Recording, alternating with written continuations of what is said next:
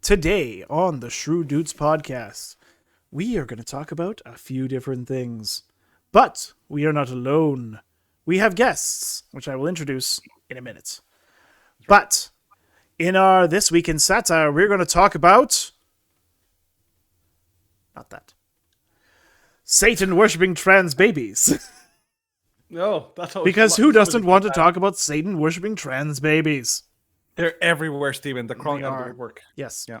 In our rants of the week, we're going to talk about both the ups and the downs of big corporations appealing to the woke mob. In a segment which will not be named, we're going to talk about DeSantis' presidential campaign being launched, how it went, and of course, we might have that be-all, end-all brawl of Trump versus DeSantis. Maybe we can call this specific segment "Wah Wah." That would basically be what it should be called. Anyways, go on. Yep. Anyways. Then finally, we're going to finish off with some Canadian stories. It's not going to be a weekly exposure. It's not going to be a weekly highlight. It's just all garbage. Oh, Canada. Oh, Canada, you are a steaming pile of turd. Yep, that's right. They're turdy. But all of that and more on the Shrew Dudes podcast. Do it.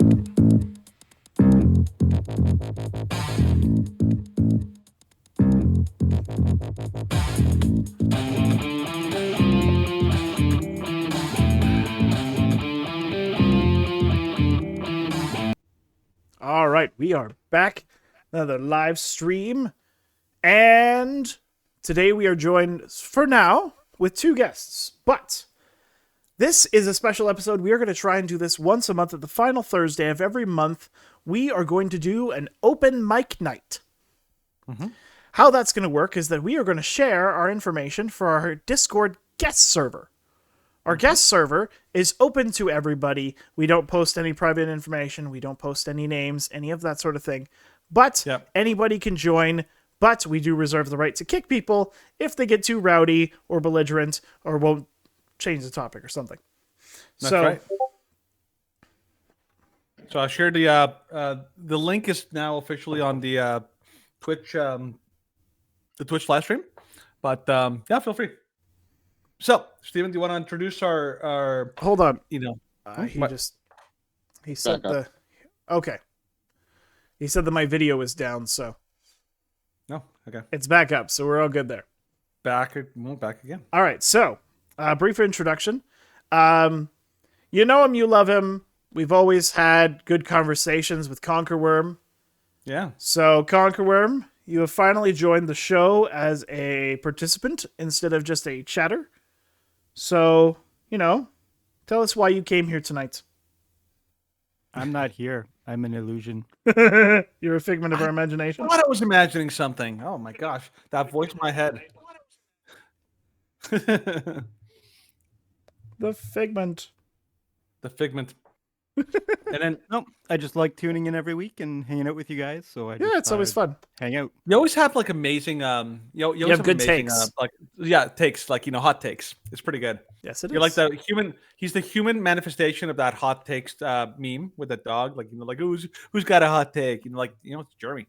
He's the one who's got the hot takes. And second guest that we have is my illustrious and soon to be former, but always knowledgeable and always has something interesting to say. My wonderful roommate Chadwick. Hello. Hello. Chadwick always has he always has like a whole bunch of like insights, and he's always excited when people catch up to his knowledge. Doesn't happen very often, to be honest, but yeah, I know that I'm never gonna catch up to your knowledge on booze. It's true. I'm just like, no, it's never gonna happen. Every time you're just like, I've tried this new form of booze, and I'm like, okay, sounds good. Yeah, I am hopeless. He's a little behind, but makes it happen. Like on my anniversary, just a small booze conversation. The first time ever on my anniversary, I tried gin. I learned I do not like gin. It depends on the kind of gin you had. Was it juniper tasting or more piney tasting? 'Cause I don't like the pine stuff. My wife was involved in the purchasing of said gin, so it was strawberry flavored. No wonder you hate it. It Poor was soul. it was bad. Oh, we made like this massive bottle of concoction. Like eventually we made it taste good. We Yeah. added like frozen fruit and mango juice and ginger ale in like gargantuan quantities. But dang, I was like, we're both like, how are you feeling? This is like, I don't know. I hate life right now. I actually got a chance to go to a local bar with my buddy Brian, and the bartender made me a custom gin and something Gin and with tonic. like all but he put juniper berries in it, which was very interesting. It was delicious. I was like, dang, this is a really good drink. I'm like, well worth the price. I was like, yeah, I'm happy to pay for a hard alcohol for that one. But it's amazing what you can come up with. Like there's an entire world of culinary tastes in alcohol, which is one of the reasons why I started drinking in my 30s. I'm like, you know what? I'm missing out. I want to try the wide world of amazing flavors which exist in the alcohol world. Exactly. Yeah. So Well, that's why when people say that they don't like whiskey or beers, like what kind? Like there's such a broad spectrum. Like there's something Yeah. that you like. You just haven't you're cared to look just not into it. you're not trying the variation. It is Yeah. true. It is Yeah, true. that's very true. Like I remember, well, like I think everybody just like another couple minutes on alcohol or that sort of thing. But like the first time that you ever try alcohol, you're like, oh, this is a hard taste to overcome. It's nasty. And then like you eventually get more used to it. And it's like, all right, yeah, like I can get used to this. And then there are still gonna be some that are just like, nah, I don't like this. This is bad. And Yeah. then there are some like the one alcohol that I took to immediately was Irish cream. Irish cream is like it's just so delicious. It doesn't matter what brand. I'll just be like, let's down it. Yeah, for me it was like when I got like a really decent tequila. I was like, this is good. It's Says the actually Mexican. really tasty. I mean, a tequila. I mean, you should have seen Chad and how excited he was when he found his signature whiskey. Okay, the first I actually was a little bit spoiled the first time I ever had alcohol. Like the second drink I ever had was I went to my buddy's house and his uncle had been saving this. He bought like this 50-year-old scotch. And then he's like, here, let's share this 50-year-old scotch. And I'm like, I'm 18 and this is the first time I've ever had alcohol. You're sharing with me this 50-year-old scotch. And yeah, it was real good. But then whenever I have other forms of scotch or whiskey, I'm just like, eh. See, my favorite whiskey was the third bottle I tried. It's Ardbeg 10. It's Isla Yeah, Scotch. that's Nice and That's right. smoky. Mhm. Danny could smell it from across the kitchen when I popped the I cork. could. I was like, what the heck is that? It was like, oh, it was so potent. Nice All and right. strong. Nice and strong. Well, speaking of things that are nice and strong, let's jump into our first things. And as Danny says, adding a bit of levity. Mm-hmm. So, Excellent segue. that's not actually where we start. We start with the prayer of shrewdness. Would any of our guests I was want to gonna say the prayer say. of shrewdness? Danny can say the prayer of shrewdness.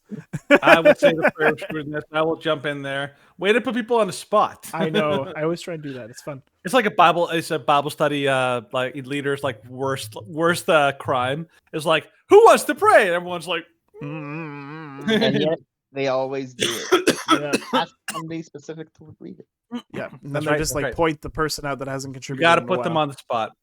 Oh, yeah. All right, let's do this. All right, prayer of shrewdness. Our most merciful and just Father in heaven, we pray over the words we are about to speak. May we be your mouthpieces this day. Use us to speak the truth fearlessly. God, oh, hold on, I got to do that. Sorry, the Ron DeSantis version. Guide us that we may speak wisely. But as we have been shown mercy, let us also offer love and peace, even to those who curse and abhor us, that we may be instruments of your love in our growing, ever darker world. Amen. Thank you. That would be Ron DeSantis style. Yeah. Thank you, That'll Rob. make a little more sense later. That will make more sense later. That will. Jeez, my goodness. It was bad. I'll say that it was bad. It was something else for sure. Okay, but so going from there, we do have a short video. So this is the first time Danny has seen said video, Oh yeah, and we're probably going to play it twice just because it's fairly short. And unfortunately, with YouTube, You can't like have a slider scale to like go back and forth, so it's already like a couple seconds into the video. Yes. But you'll get the gist of it. It's about voter ID. So here we go. To ID to be allowed to vote. No, I think like it's a right that we should all be served, and like to have to go through the process of like getting an ID for that. I don't think it's necessary. If you're a U.S. citizen, then I think that's already like enough qualification for it. How do we know if someone is a citizen or not? I would assume that like you have to prove some sort of identification. Oh yeah. Oh, yeah? You mean like an ID? That's what ID stands for. Could someone It's just like, oh, okay. Then. They don't even realize what they say. Oh no, it's just like, okay, sure. It's like, you've never said this out loud before, haven't you? Yeah, you've Like, never actually thought about this. ever. My gosh. Like, Oh, it's so bad. the whole concept that, well, look, first of all, the idea that everyone is entitled to voting is a problem. Honestly, like I like Tim Pool. They always talk about it. What should be the parameters for which you should be allowed to vote? Because let's face it, like, not everybody. The idea that a person who is well informed, who has done her research and actually like has like skin in the game, actually like something contributing to society, that person's vote counts or should count the exact same as some person on welfare who is basically like like a net draw on society. That is ridiculous.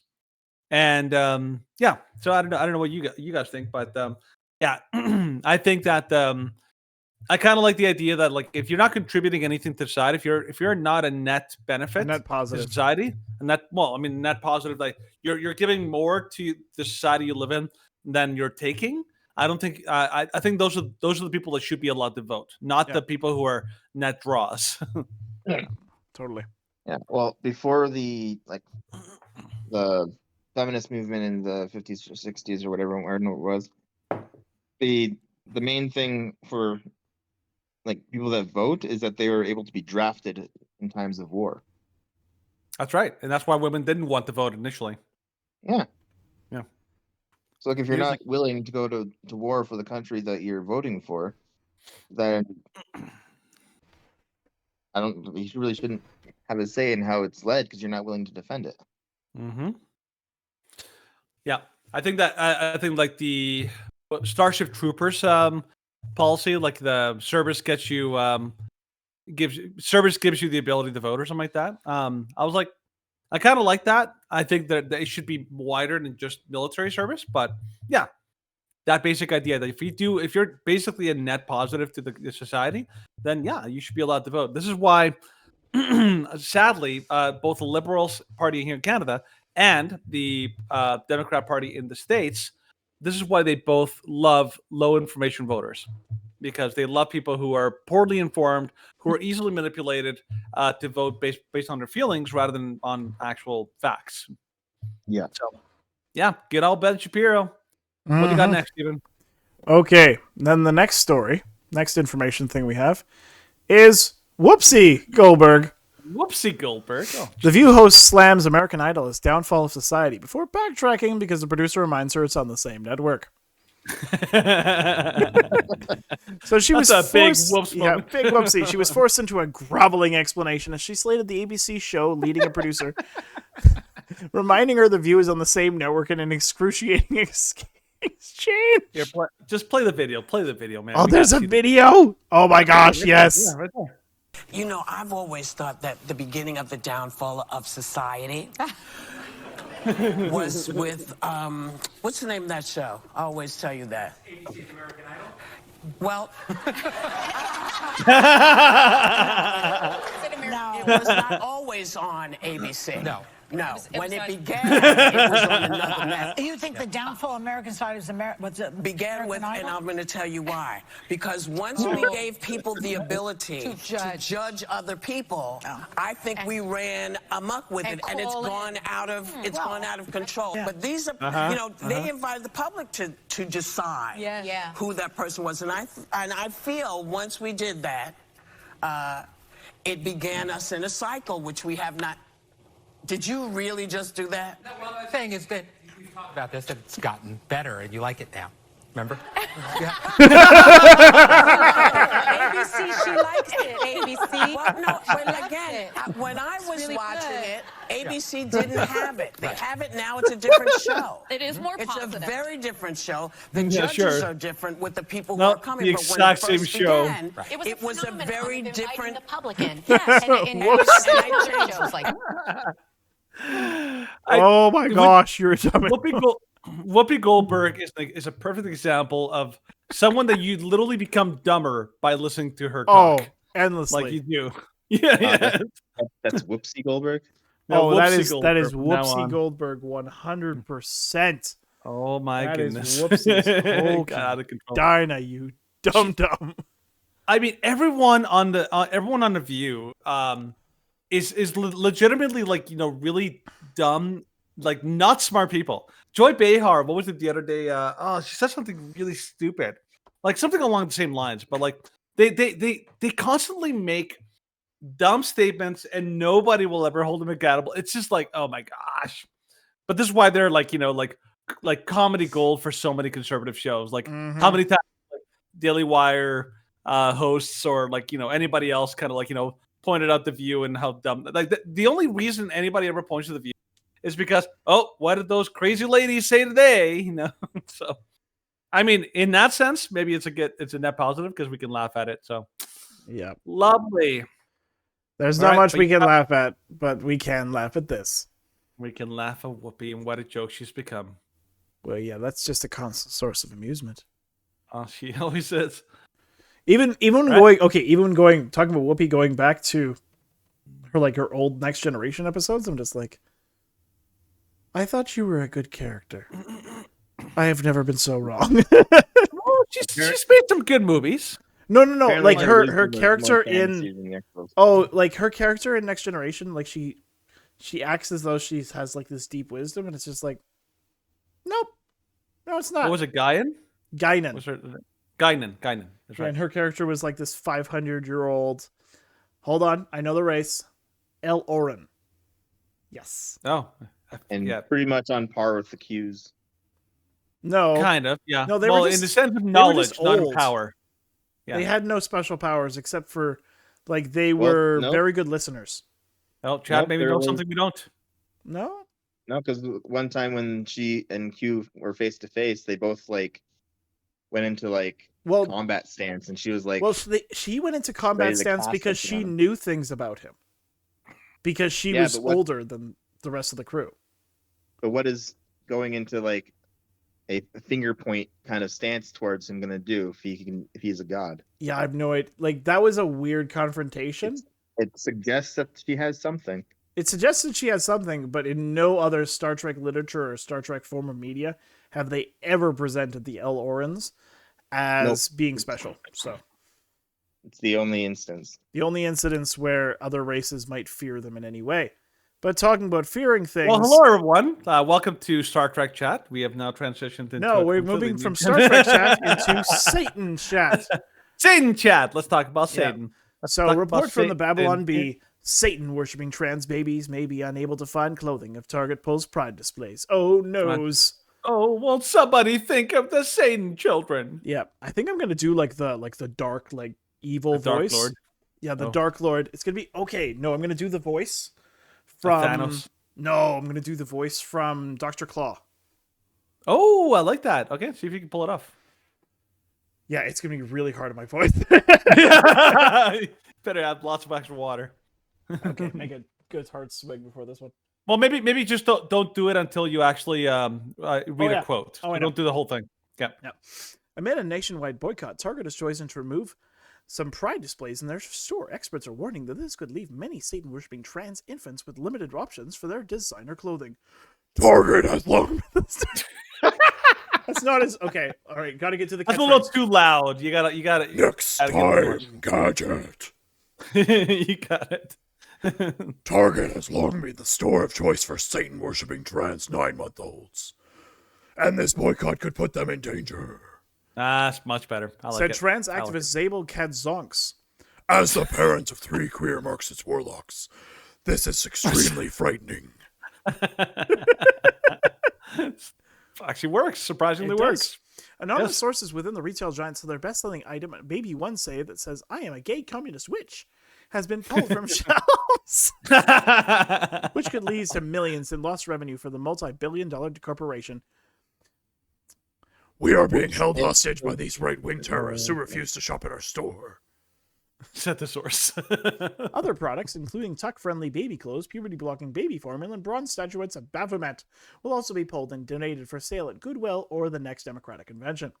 Oh boy, yeah. You gotta make sure that these kids are properly indoctrinated. Of course. Very lovely. What else are you gonna do? Like, have you? A quick question though, like for Chad and Conquer Worm, have you guys actually seen the videos of that, like what they were actually showing at these Target stores? I saw like one video. I don't remember too much about it. Yeah, that is like a lady takes a cell phone video of it or something like that. Some of the stuff was downright like creepy. Like you had like naked pictures of naked cartoon people on Oh, yeah, in that front of a was shirt so in awkward. provocative poses, and yeah, one of them was clearly a like a trans man, person. like a woman. A man. Sorry, trans woman. Man pretending to be a woman with like hairy arms and all that kind of stuff, and it's just super creepy kind It of was stuff, right? so weird. Yeah. And now the thing is, a lot of the stuff was obviously promoting like the LGBT thing, obviously targeting children because these are children-sized things. But the worst part about it was the tuck, like the tuck swimsuits, because like we've talked about, anything like that, anything like tuck swimsuits or tuck clothing, it basically forces the child's like unit underneath and presses it hard against the body. And that actually, like over time, can cause severe damage to a child's development. Anybody knows that. Even like for men, if you wear extremely tight fitting jeans, you're basically crunching your unit all the time. That is very bad for you. There's a reason why your biscuits like hang low, to keep them away from your body. Yeah. Yep. So this is actually like beyond just indoctrination. This is actually doing something that could potentially cause like medical and physical harm to children.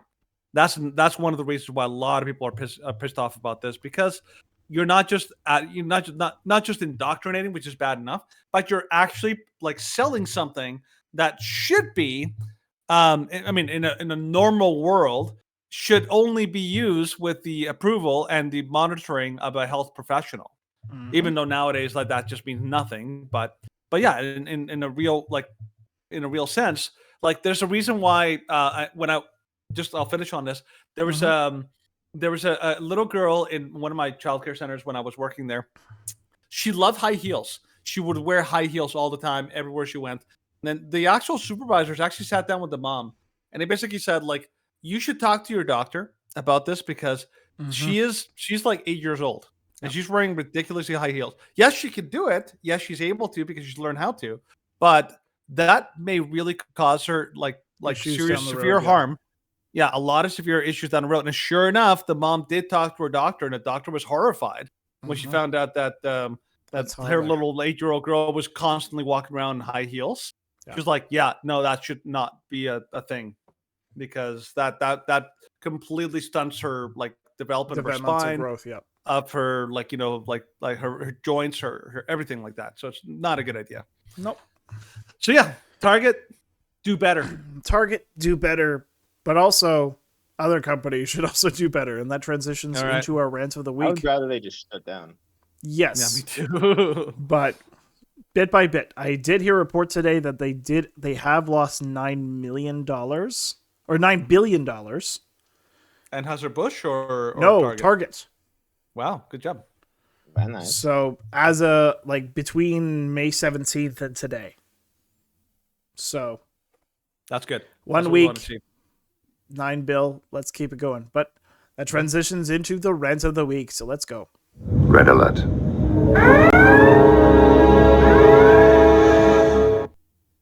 Alrighty. Good So- old Picard. The North Face features real-life homosexual drag queen for the second year straight. Ugh. Oh, It's so disturbing. Isn't makeup supposed to make you like Prettier? supposedly look better? But I'm Yeah, like, that's a ugh. mustache. That just Oh, looks boy. really messed up. Rarely well, these days. Yeah. Why don't we start with the video? Start with the video that because kind it's of- just. yeah. Ugh. And by the way, I haven't seen it, so I'm. Kind You haven't seen it? Oh, I've you only are. heard the. I've only heard the ad. You've only heard Again, the ad or podcasts. heard of it? Podcasts. People So play you've on heard it. podcast. I've heard it, but I never saw. Okay, so What well, I figured it was horrifying. yeah. Let us prepare, and Danny just Ugh. say a few Hail Marys. Hi, it's me, Patagonia, a real-life homosexual. And today I'm here with the North Face. We are here to invite you to come out in nature with us. Wow, this is nice. We like to call this little tour the Summer of Pride. This tour has everything. Hiking, community, art, lesbians making art. Last year, we gay saw shade across the nation and celebrated Pride across the nation with hundreds of you across the nation. This year, we're back again with 2 new stops. Atlanta, GA. Why? Because you're there. In Salt Lake City, we're coming for you. Howdy, can we go? Of course! This year, all these fabulous speakers will be coming from inside this TV to a nature near you. So come outside and celebrate the beautiful LGHGTV community. Just think of the benefit. That's pretty They gay. would make great strategic decoys. Yeah, just take him. The bears will be like, "Ooh, you look fruity." Yep. I'll take a bite of that. Yep. A little too fruity. A little bit, like a little too nutty, I'd say. Yeah.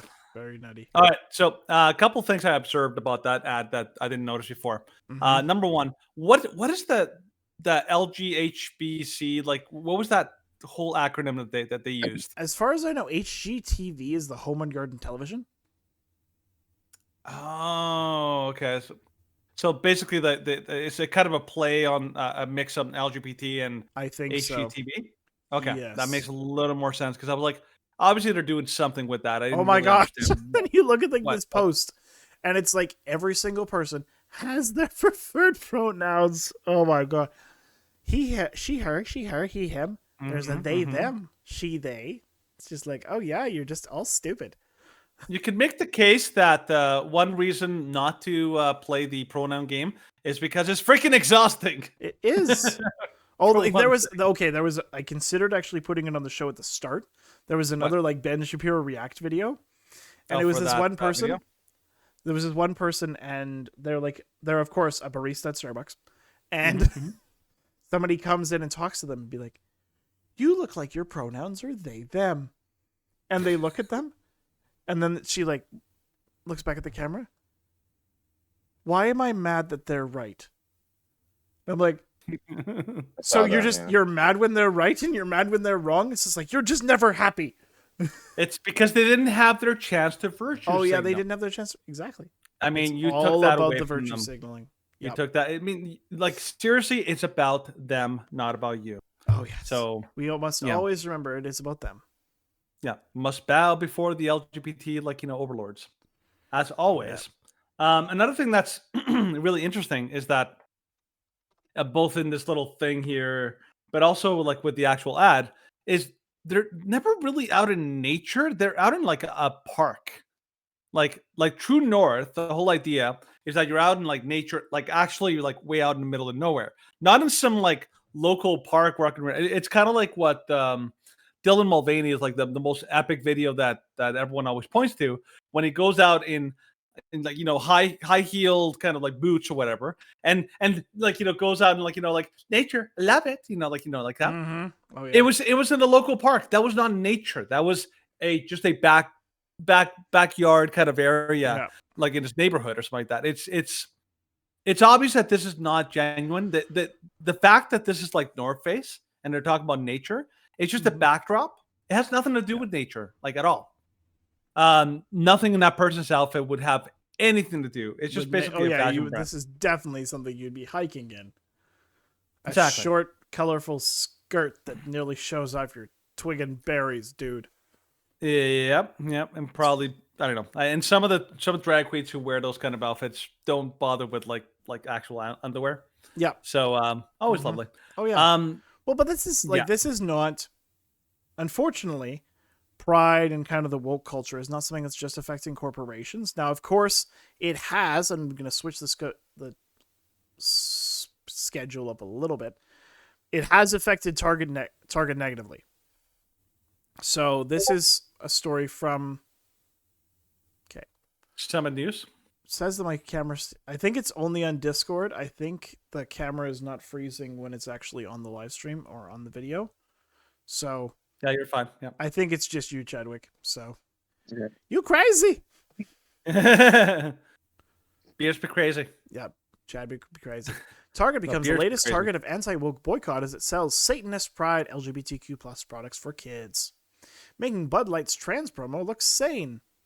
So, of course, this is what we were referring to earlier. And, yeah, this is just some of the stuff. So, a skeleton with a halo join my gay cult. And that's a lovely. t-shirt that says Satan respects pronouns. Yeah, Now, of that's... course he does, because he's the one who invented them. Yeah. Like the modern, Mhm. Oh, yeah. bastardization of them. So, yeah, these are Do you know some of the anybody that things that were... actually addresses somebody by their pronouns? No, because we tend so the way that the society works is people automatically get filtered into their respective groups. So like me and Steven and probably a lot of us have noticed that over the last couple of years, whenever somebody on the hard left finds out that you have conservative views or conservative values or opinions, they block you, delete you from Facebook, or just kind of purge you from their groups and all that. So we don't tend to run into people in that kind of a world. Well, that's not what I mean. I mean, like in the years that you've known me, yeah, have I ever addressed you as he or him? No, but Have that's you ever well, addressed no, me but like that? Like, but you've never. It's not something you refer to other people directly. It's something because he or they or she. That's something you refer to someone in the third person. So it's not when you're talking about them directly or to them directly. It's when you're talking that's when people about them. correct you on it. Yes. Well, that's when people demand that you acknowledge it. But the pronouns is all about talking about them in the third person. And so it's supposed to be like other people are supposed to enforce it on your behalf and then say that it's part of being respectful of that person when they're not there. And then if you're not being Yes. respectful when they're not there, then they can claim that you're gossiping or slandering them when they're not in your presence. It's all Sure, but about that's trying not to what's maintain. happening, though. Oh, I know. They always correct you in person, and it's like I will be referred to as he, him, or they, them. It's like I don't refer to anybody in the first person like that. No, it's ridiculous, but it's just how the woke cult does things. I think somebody pointed it out really well. It was the article is, but there's a guy on TikTok. I think he kind of like made a little spiel on it, and he basically pointed out the idea of pronouns is not that when you're having a conversation with somebody, because that will never come up in a one-to-one conversation. That never happens. But it's about control. It's about coercion and control. It's about you have to. You have to play the game not just when they're right in front of you, but when they're out of the room. Yeah. So it's a level of control. It's very strategic. It's very by the way, nobody in the LGBT in the trans community came up with this. Nobody. They just play along because somebody gave them the script and they just follow it. But it's a very simple thing. Is that they need you, and they need to coerce everybody to play the game, especially when they're not around. That's how they get it into people's heads. And most people who operate from they want to be a nice person, they want to be compassionate, they weaponize that and use it to get people to play along. Because you don't want to be a terrible person, do you? By being mean and insulting people when they're not around. That's the game. Well, I know. But this works on most easily manipulated people will basically go along with it, and that's what they want to do. They want to normalize this and make it part of like human. It's rewiring people's brains. That's what they're trying to do. Yep. Which is why I always tell people, I'm like, I know it sounds like a lot of hassle to try to have to deal with the fight, but not dealing with the fight is worse than actually like taking an actual like principle stand. Indeed. All right, Steven, next story. Go for it. Next story. So, unfortunately, this is. I came across this story and I just thought, like, I'm including it in. It's not directly connected, but it's just crazy. Go for it. So, transgender mother, quote unquote, appears to feed newborn baby with milky substance he claims secretes from his nipples after taking hormones. So, trans TikToker user Nominal Naomi, who announced in the viral video site that he had begun taking drugs for the purpose of inducing lactation, and posted a new video of himself caring for a baby and feeding that baby with a bottle filled with what he claims to be breast milk. Nominal Naomi referred to this as a cow achievement and claimed to TikTok viewers that he was going to be a mother and that it was in the works. Queer Joy, showing pictures of an infant being fed the secretion from his male body. It was only a few days ago that the Post-Millennial revealed motherhood plans of PhD student Nominal Naomi.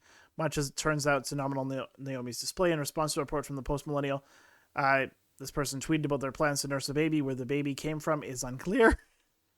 So yeah, might not even be their baby. Probably is not their baby. This person's baby. So no, yeah. Did you ever? Okay, Stephen, did you ever see that episode of the Family Guy when Peter was convinced that he was a woman, and he actually takes Stewie and he tries to chest feed him, and Stewie finds out. He's like. He's like, just like freaks the crap out. Yeah. And this is an actual like manifestation of that actual thing. Actually, here's the thing. So Tim Pool said this today on his show, and I thought it was a really good example. He's like, here's a good picture of what the problem that's going on and why there's suddenly a backlash. Imagine if you're hosting a party, a house party. And you have you have everyone. You have your family. You have others, other families there, and somebody brings a buddy of theirs, and that buddy is he's kind of a weird looking guy. Maybe has a weird wig on and all that. And he's weird and odd and all that. But you're like, oh, whatever. Just he's fine. Yeah, just as long as he doesn't do anything stupid. But then that weird kind of the weird guy that showed up with like the weird makeup and all that kind of stuff suddenly goes to talk to kids. And it's now like, being really creepy with kids. That's when you're like, that's it. Get out of my house right now. And that's true. Like, it's like people are like willing to tolerate people's weirdness to a certain degree. But when any person starts messing with kids and starts doing things that are incredibly inappropriate around children, then yes, that's when people like get pissed off and they're like, yeah, that's it. Get out of my house. You're done. This is the kind of thing where, okay, this person in that picture, this is a bizarre person. Like, obviously, like not only the fact that they have like their hair painted a weird, bizarre color, because obviously when you color your hair pink or purple, that is not a natural color. You're obviously going for attention. So it's basically a costume. So they're a weird looking person generally. Even you see like them wearing like oh no, that's just our seat. Okay. But they wear like weird outfits and just look bizarre and all that. But now they're actually doing something to a child. That's when, okay, this has gone beyond weird and creepy to potentially child abuse. Because you should not be putting things that are like, potentially harmful to a child, because these hormones that are pumping into it might actually be harmful to the child that's suggesting them. So it's just there's a line that the transgender lobby is pushing, and a lot of people are pushing back because they're like, you know what, kids are our line. That's when you need to stop. And I'm hoping that that it kind of only increases. Yep. Steven's gone into auto listen mode. Going into auto listen mode. It's like, yep. All right. Trying to like it's like, okay. God, just you got as me a bit of monologuing. You got me monologue. Well, that's not hard to do, Danny. No, I know. I'm just remarking on the fact that it's very interesting that Tuesday's show seems to be the attention one now. And it's been ever since we started streaming just to upload it onto Twitter. But now people just do not show up for our Thursday show. That's what happens, man. Which it's weird and it's funny, especially considering today's show is literally an open mic night when anybody can join the server and anybody can chat about whatever. True. So, it's weird. The dynamics of online chats are very interesting. Yeah, like if people from the left want to join, like we're okay with that as long as we can have a civil dialogue. But like it's open to you. If you I'm actually curious, like from like maybe asking Conquerworm. Do you have any ideas of why that might be, Conquerworm? Why people like seem to show up randomly on Tuesdays, but then Thursdays they just kind of like disappear? No clue. No clue. Yeah, it's weird. It's a phenomenon that we have noticed, and it's bizarre. We're not really sure why it happens. Well, like, and it was entirely after we switched from going from one live stream a week to two. And I still haven't been able to turn off Twitch live streams on Thursdays. It only shows up for Thursdays. Twitch only shows, it will happen. or at least it's supposed to be the Twitch live streams are only for Thursdays, but now it's for Tuesdays and Thursdays. And I haven't been able, I've like clicked the button several times and just won't do it. But I accept that. It is my fate. It just hates But you. yeah, as soon as I started doing that, then people showed up, had very interesting conversations. We don't have like the crazy conversations that we used to have. Like we used to have crazy conversations on Thursdays. Oh, like we had some people that would show up and like they just Oh. start. It's like, do you have any articles to prove that? Oh my gosh, those people. And now we're just like, okay, we're having. What's this? The neo-Nazi. The neo-Nazi guy. Yeah, that guy. Yeah, it was like, that guy was really interesting. Well, it was funny because there was like that guy, and then there was the other guy in the conversation who was completely the other side, and everything that you would say to him would be like, well, like it would just be like turned back to you in a question and a troll form, and you're just like, you're not worth our time to debate because you're hopeless. Yeah. Yeah. Or there's that person that I remember I got right down to it. I'm like, can you actually say that it's wrong for a trans person to abuse a child? Subjective morality individual. Yeah, and they're like, well, I don't know, they try to like always avoid it, and I'm like, come on, like you can't even do that. You can't even say that it's wrong for a trans person to abuse a child. What's wrong with you? Yeah, it's like they will never ever admit anything. Like they'll never allow themselves to get cornered. And it's like, okay, you're not even an honest person anymore. Come on, people, do better. Do better, right. Indeed. So what's that? So we got like one more story from the. Yeah, we got one more story in this right? in this collective of stories. So, North Hollywood. So this is actually a good one. North Hollywood parents boycott school districts' planned Pride assembly. Keep your kids home. So Satakoy, like, yes, everyone should do this. Oh, everyone I know. Should do this. Parents created an Instagram account to oppose the Pride assembly.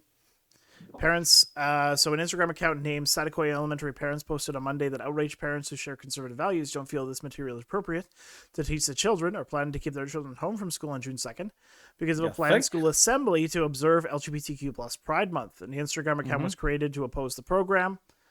And attention, protest is on June 2nd. We need help. We need signs. We need everyone to come. The LA Unified School District announced there will be a K-12 school assembly held at the elementary school to teach students about the LGBTQ plus community. The group alleges that students watch a video where it says some kids have two mommies, some kids have two daddies. This caused outrage amongst parents, many of them emailing, calling LAUSD higher-ups to complain about this day and protesting by not taking their children to school that day. The school department, the school district did not immediately respond to the request for comments. But yeah, this has been something that we have been seeing, especially more in recent years, in response to the radicalization of the school boards, especially in the United States. There's been a couple small incidents here in Canada. I think the biggest one here in Canada was in response to Josh Alexander and that guy with the gigantic boobs, giant super boobs. Super that boobs. are actually natural, like according to him. Actually natural, even though he totally grew naturally. Not a natural. What he said was that he wears them in everyday life, and then they caught him when he was just walking around the mall. Yeah, it's like, oh really? Whoops. You are full of it. which lends credence to the idea that he was trolling. Oh, But then it kind of blew up bigger than he could have imagined, and I'm thinking he probably got caught. Maybe he was trolling and realized, oh crap, I'm stuck now, because he can't he can't there was no way out for him, I think.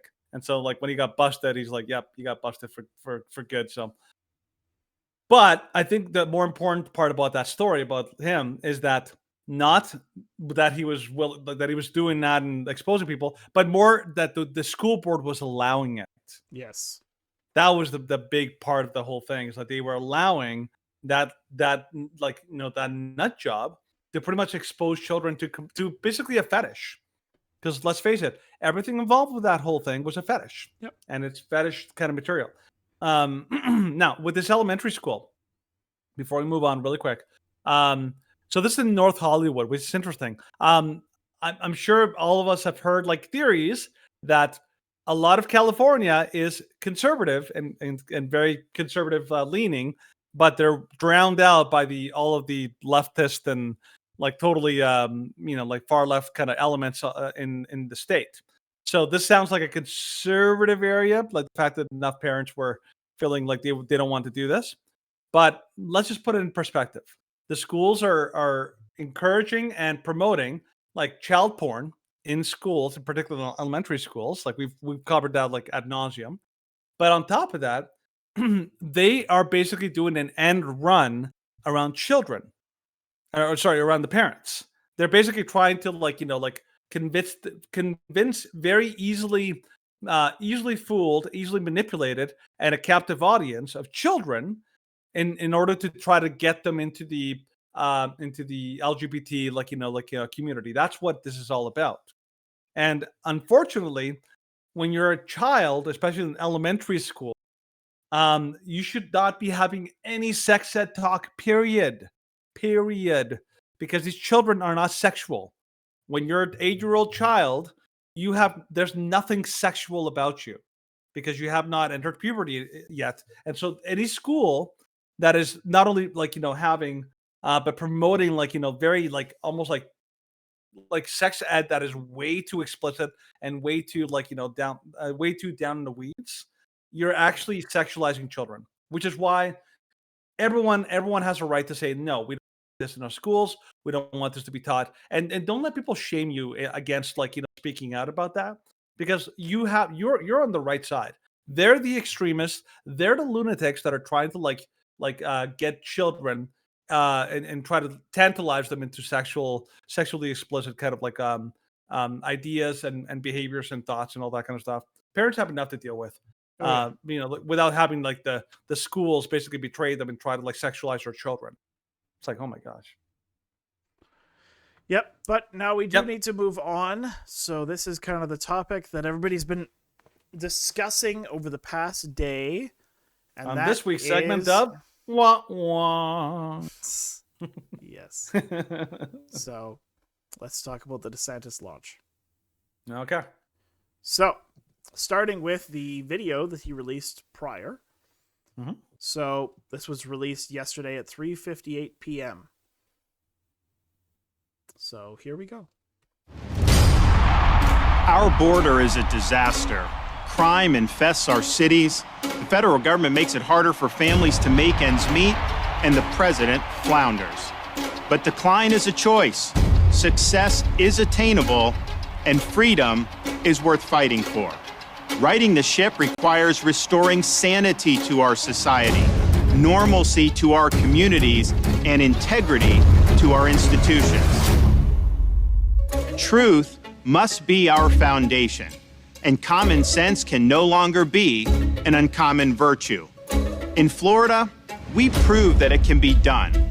We chose facts over fear, education over indoctrination, law and order over rioting and disorder. We held the line when freedom hung in the balance. We showed that we can and must revitalize America. We need the courage to lead and the strength to win. I'm Ron DeSantis, and I'm running for president to lead our great American comeback.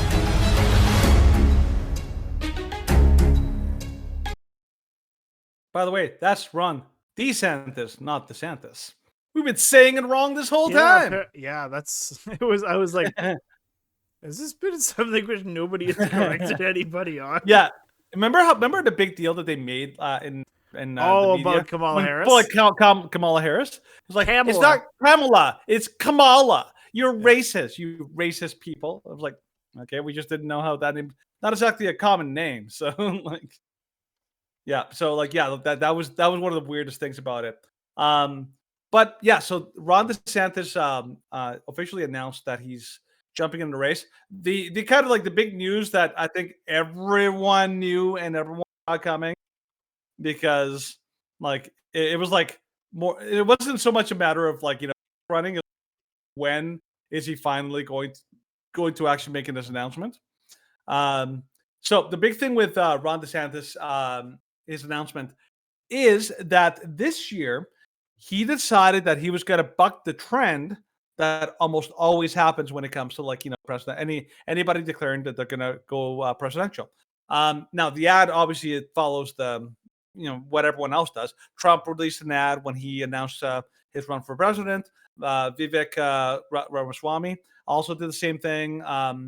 Like pretty much everyone who's done it has released that. However, when they actually announce, they usually announce in front of a live crowd with usually TV networks kind of like covering it, right? So Ron DeSantis decided that he was going to buck that trend, and he decided that he was going to announce live on Twitter using Twitter Spaces, which like I said before, I was surprised when I found out that Twitter Spaces is not video. It is literally talking like little avatars that like little pictures, and you have like the person talking underneath, which is crazy. When I thought about that, I was like, what the heck? How does that happen? So anyway, so it was going to be a big thing. A lot of people said that it was going to be like, it's like, oh my gosh, he's a pioneer. He's launching somebody new. Like, what's his name? Michael Knowles was going on about how like, oh, it's so innovative and so smart and such a brilliant move by Ron DeSantis. And then we have the actual launch, and it was a gigantic bomb, like a huge bomb. Stephen, can you walk us through it? Oh, okay. So I'll just go to the next article because it does line it out fairly well. So the 2024 election campaign launch that Ron DeSantis will want you to forget. DeSantis. Elon Musk will be looking for scapegoats to blame for the fact that Ron DeSantis' campaign launch was technically a laughable farce. Sound cutting out, link repeatedly crashing, took 20 minutes to get going. Must be regretting listening to the advisor who thought this was the way to launch his campaign that needs rocket boosters to propel him to the level of support the polls suggest his biggest rival Trump currently enjoys. In the Four Seasons Hotel in Miami, where campaign volunteers were gathered for the launch, people were trying to get the brave face fawn, dismissing the technical difficulties as unimportant and insignificant. More embarrassing for Elon Musk than for Ron DeSantis. One told me, find me one voter in Iowa who remembers this in January and I'll give you $100. Once the session got going, he talked about his war on woke, his legal battle with the Disney company, and how he would reduce immigration. With Mr. Musk and other contributors all agreeing with him, it was certainly not a challenging for him. Then again, like, announcing your run for president is usually not a challenging forum. It's usually amongst your supporters, or at least those who loosely support you. Even before the fiasco, DeSantis was being criticized for launching this way. One Trump loyalist noted that the Twitter event was typical for Mr. DeSantis because he didn't have to face either journalist questions or a live audience. That remark gets to the heart of what could be Mr. DeSantis' greatest problem. How will he cope with interacting with people in the press? I think that is an actually stupid question. That is a stupid line. We know how he interacts with people in the press. We know how he interacts with the press. He does a great job. He does a fantastic job. It's his strongest aspect. Yeah. Like the funniest part was if he had a press conference where he had a whole bunch of negative, like, of journalists which hated him and were coming after him, and he came out to them, and it was just a back and forth of him just going after them for their lies. Oh, that would have actually broken the internet. Yep. Because, like, we know, and, like, of course, General which is Chad. The General Eyes. General Eyes. Is that like Eisenhower? Generalized. I'm generalizing. Generalized. Oh, okay, now I get it. It's the master of the puns. Master, I hate puns. It's like, Chad would love you. yeah. Well, dad, my father-in-law does a dad joke, and I just look at him, I'm just like, and then Steph will make a dad joke, and I'm like, what? No, this is wrong. Mm-hmm. But he's kind of like Carrie Lake that way. Carrie Lake does best when she's responding to yes, she does do snarky, best when like, she's reporters. responding. Like the interesting thing is that, of course, like with DeSantis and Trump, like DeSantis has, and we know this from his history in Florida, DeSantis has the policies. It's clearly easily one of the top 1 or 2, maybe top 3 states in the U.S. in terms of how it's been run. Florida has been a desirable area to go to for a large portion of residents of the United States coming from all across the U.S. to come to Florida. And his policies and his government is largely responsible for that. He, of course, took a 50,000 vote win in 2018, and then last year he made it I think it was a 1.7 million vote lead in Florida. So, like, the guy can take people who doubt and make them into believers. The problem is that him talking and just conveying his opinions is not the way to do it. Ron DeSantis at his best is when he's being confronted, is when he's being challenged, because that's what he has a past with. He has a past as a Navy JAG lawyer. And so he knows how to make an argument, and he knows how to go into a situation which has a negative connotation right off the bat. But just saying his arguments and saying his policies, like, yes, every single thing that he was saying, I'm like, yep, that's good. Yep, that's good. Yep, that's good. And I'm like, just, can you say it a little better, bud? Yeah. So, like, DeSantis basically lacks what is that thing? Charisma. Yeah, well, like he lacks the ability was to saying, talk. he lacks the riz. No, he basically lacks showmanship. Like, like you can watch people, and there's a difference between somebody who knows how to deliver a line well and somebody who delivers it totally flat. And the real question is, like, I'm not sure if that's just naturally not something that Ron can do, or if he's actually like suppressing and trying to be as calm as possible based on like people telling him, oh, you have to like really like set yourself apart from Donald Trump and be like the reasonable, like not normal person. But he's actually coming off the opposite. He's incredibly boring when you hear him actually talk, to the point where people are like what was it, like Seamus Coughlin, in response on the Timcast IRL, he was basically saying, like, I've never imagined that I'd watch somebody saying all things that I love and I appreciate. I love and disagree. Love and agree with. We would all like applaud, but say it in a way that makes you want to fall asleep. Like it was true. It was like, my goodness, this guy literally needs some coaching, some serious coaching on how to there's all sorts of things that you can do when you talk that help you, like how you use your hands. Like Trump is really good at using his hands when he talks. How you inflect and how you pause, how you build like the momentum. He talks like the teacher from what is it called? Ferris Bueller's Day Off. It's like Bueller. Like he talks like that. He's super monotone, and he always like, even in that video that we just saw. Did you notice that he had almost no inflection? Yes. It was almost the same all the way through. There's no highlighting or it's all just the same tone, which is of course not great. No. And here's the thing, like not only is his, like, the way he says things very difficult to win people over, but the entire stunt of going on Twitter Spaces or whatever it's called, it ended up backfiring so badly that a lot of people basically took even Joe Biden actually took a shot at him. It's like, here's the link to where you can donate to my campaign. Don't worry, it actually works. And then I was like, ouch. Like it was, if Joe Biden is taking it was sad, and like it was, of course, like the link not working, the feed getting overwhelmed, the problems with tech issues.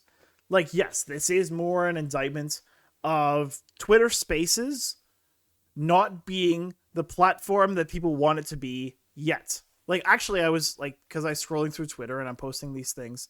Like, right now, there is a Twitter Space live with Matt Gaetz and Lauren Boebert. And they're having a conversation, but there's only like 12,000 people listening. No, but some people were pointing out that like what's his name, Elon Musk was doing a much bigger stream with way more people. Yes, and it was doing fine. So like, there's a lot of speculation as to like, some people were speculating if there was some kind of interference, either from within Twitter or without Twitter. Like, people had to like mess up things like that. Another person was suggesting that, like, maybe there was like there's some things happening on that stream. Like, for example, the moderator, Elon Musk would unmute his phone, and then people could hear him talk. Or the moderator who's actually speaking muted himself accidentally, and all of a sudden you cut like out. These are like C-list. Like, this is the kind of mistakes that our podcast would make like a year and a half ago.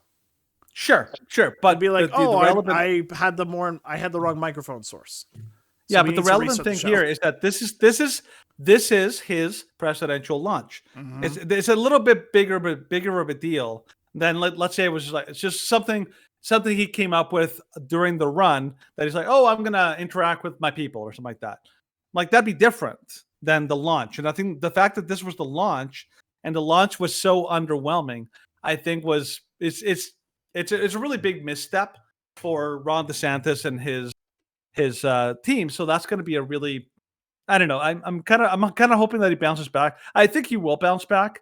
But the number one thing that I agreed so much once I saw the video of Ron DeSantis actually speaking during the conference, I was like, wow, that's what he actually sounds like. Like, dang, this guy. Well, like, I think that the interesting part of like this entire Republican primary is going to be the debates, because that is when Ron DeSantis is like, he's not going to shine in unless he has some clear changes in how he does his campaigning. He's not going to shine until he gets a chance to defend his notions and defend his beliefs. And of course, like, this is something we haven't even talked about. It is utterly ridiculous that DeSantis, and it's actually funny, DeSantis has forced Trump to attack him, but attacking him from the left. Which is true. Like, the two things which Trump has primarily focused on attacking him lately, aside from charisma, but he has attacked him based on his abortion ban, on a 6-week abortion ban, and Trump's like, no, I don't like this. This is bad. It's like, aren't you, like, his most recent campaign ad that he released this morning was, he's the most pro-life president in history. I remember hearing that. Yeah. What are you on, bud? No, you're not. However, do you still have that Twitter thing I showed you? That one thing that Trump shared on True Social? Oh, like that the AI thing? The video? Yes. I've seen it. That is amazing. Like, it's really good. If you haven't seen it, it's okay. So fun. You and I have totally, like, I just find this to be completely I love this. Stupid. I thought it was so funny. I was like, so they're mocking. It only works because the launch was so poorly done. Yes. That's why this works. That's the only reason it works. But he released... Yes. Okay, when did he release this? I think he released it before the launch. Yeah, that's fine, but it actually works better now. It actually became better because of the launch was bad. Yeah, but the fact that it required the launch to fail to make it work. Yeah, like, still works though. like Ron DeSantis literally handed a win to everyone. He handed a win. He handed a win to him. Like, this is a big blunder. I'm not denying that in any way. Like, listening to many podcast sources go over his interview, going over his launch campaign ad. It's like, okay, this is dull. It's painful to listen to. Like, of course, love what he's saying. I think he'll be an amazing candidate for president. But like, it's already said, like, between, like, you and I, of course, support different candidates in this race, but Trump. whoever wins the Republican nomination will are both going to support them. Yeah, like, of course, this is not going to make them free from criticism, but that's just the way life is in a primary challenge. So let's listen to a bit of this AI built Twitter space. I thought it was when I actually watched the whole, like, this is actually really funny. It has its moments, but it's like the choice of people that he had. It's just like, this is Ron DeSantis. Like, if you really wanted to have, come on, just play it. Stop giving it, like, more. Stop decrying it everyone. because it's Welcome stupid. to our Ron DeSantis Twitter space. Hello? Is my microphone working correctly? George, can you just wait while we... Hello? Can you hear me? We can all hear you, George. Can you just hold on for a second? Hilfa, I don't think they can hear me. I can hear you fine, George. Just speak to the I don't think George knows how to use Twitter. Hello? Can you hear me now? Can I please make my big announcement now? Everyone just... Hello? Just shut up, George. Can somebody just mute George? Dick, could you try not to cough on that? Okay, so how are we going to take out Trump, you guys? Guys from the FBI, this is not a private call. This is a public Twitter space. Everyone can listen in. God damn it. That was a funny bit. Anyway, guys, we invited everyone to this this Twitter space so Governor Ron DeSantis could... Everyone just shut the hell up so I can make my announcement, okay? You go, girl. Wait, the devil is gay? So what? Everyone in this call is gay. I happen to know every single one of you has a secret gay lover hidden in your closet. Mein Führer, ich kann nicht zulassen, dass die Soldaten, die für Sie verbringen. Guys, can we please just calm down? So anyway, guys, I just wanted to announce that I'm... Okay, I can hear the governor very well. Shut up. Would you please shut up already? I'm running for fucking president, okay? Yeah, we kind of already We knew about already it. know, Governor. Congratulations, Governor. Well, that concludes our Twitter space for today. Thank you to all of our... Hold your horses, Elon. The real president is going to say a few words. Because that's more about kind of a pitch from Trump and all that. Yeah. But it's funny because of how chaotic. And also, I love, like, when Adolf Hitler goes into this rant and Klaus Schwab actually goes into German. I was like, he triggered him into, like, his German talk. I was like, it was funny. I mean, that you can't take that away from Trump. Whether or not you think he's a good candidate or a bad candidate, whether or not you think he's going to win, the guy has charisma, like, yeah, he does, like, oozing out of him. Whether and sometimes his humor is on point, sometimes not. But he's entertaining. Yeah. You can't take you can't not find him, like, amusing. Mm-hmm. It just that is his draw. That's actually it's an indictment on, and this is not just for the United States, because like when we look at, and the fact that this is one of his primary electability candidates or electability kind of attributes is his charisma, is his presentability, is his entertainment value, and the fact that when you look at polls, like, you had white suburban women in Canada saying they voted for Trudeau because he was a hunk. Yeah, people Mr. Hunk. are like, this is why I find that you have to be able to pass. You should be able to pass a basic civics test to vote. Yeah, like, At the very I'm least. totally with Matt Walsh on this. Like, yes, people should have the right to vote, but you should only have intelligent, aware, informed voters voting, because people are going to waste their vote because they're dumb. You know, a really good suggestion I heard somebody. It's actually kind of amazing. Imagine if you go to the polls and they completely and totally remove like what party affiliation the name of the person that you're voting for is. You just got two names, but you don't know which one of them is Democrat or which one of them is Republican. Yeah.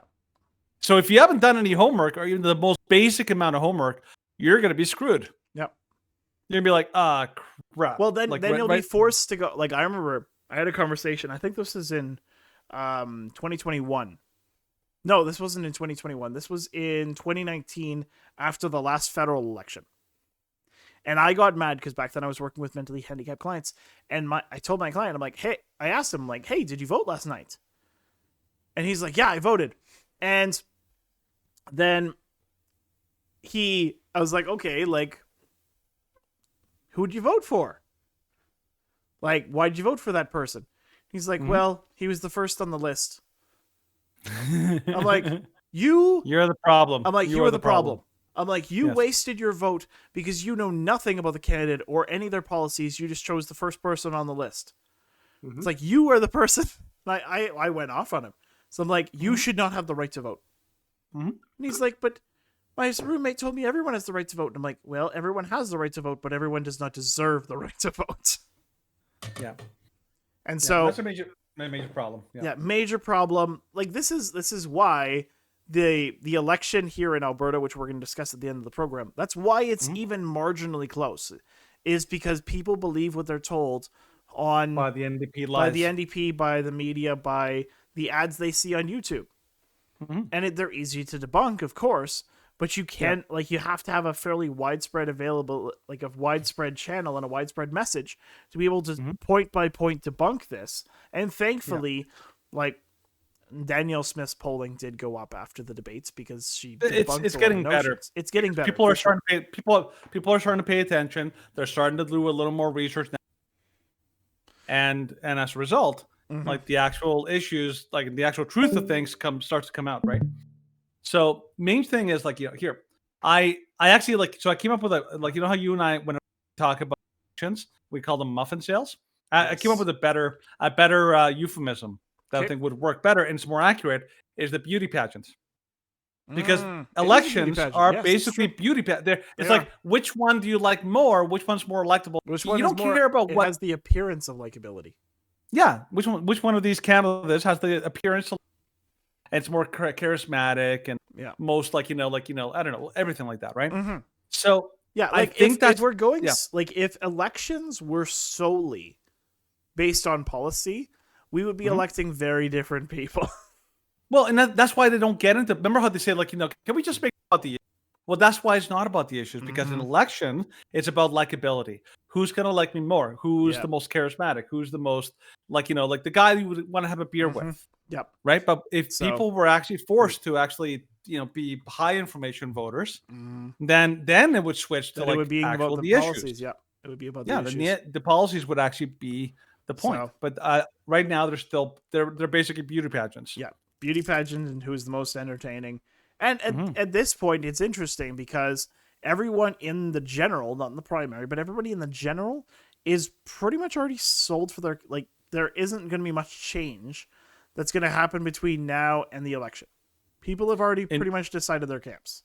Oh yeah, so the way that the elections work is elections aren't really about winning the base. Like there's Republicans who are never going to vote anything but Republican. There's Democrats who will never vote any Democrat.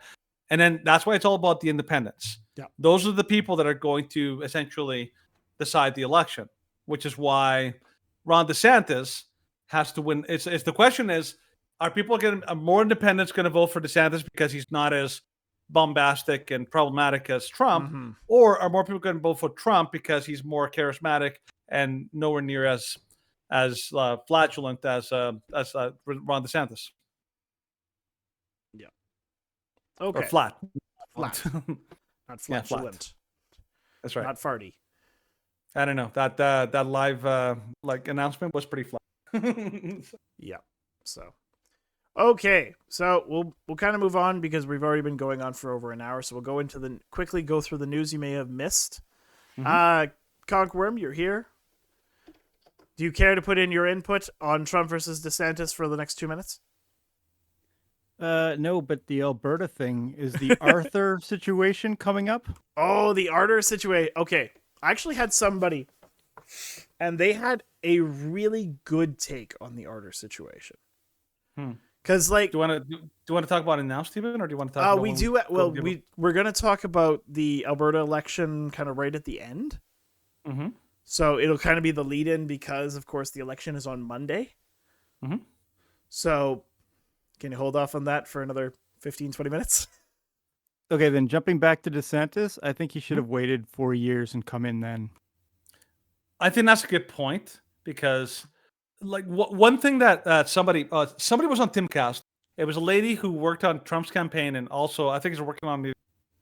And she kind of made a decent point. She's like, anybody who gets into a primary race with Trump is going to get beat up and it's going to get you're gonna be made to look like a fool. And so she's like, if Ron DeSantis is gonna jump in with Trump, he if he doesn't win, he's gonna end up looking worse. And he's gonna end up like being looking like a bit of a fool. Like Ted Cruz, Marco Rubio, Ben Carson, all these people went up against Trump in 2016 and they got absolutely like roasted. And they looked like they basically got embarrassed in those primaries. And she made a good point. It's like if Ron DeSantis doesn't pull it off, then he's going to look far worse after the primary things, because he's going to basically Trump is amazing at making people look really really foolish and really putting them on the spot. And Ron's going to have a tough time. We'll see how that works. So yeah, I don't think he could get out of it. I think too many people want him to run, so I think he was kind of stuck, especially because of all the fundraising he's done. But yeah, no, I agree. I think in the perfect world, the ideal situation would be if Trump has his last term, and then Ron DeSantis has basically 8 years of Ron DeSantis. That would be ideal, and I think that would be the perfect solution. But obviously, right now it's going to be a bit of a horse race. Mm-hmm. Yep. Okay, so now we're going to go into the news you may have missed. To talk about the news that you may have missed.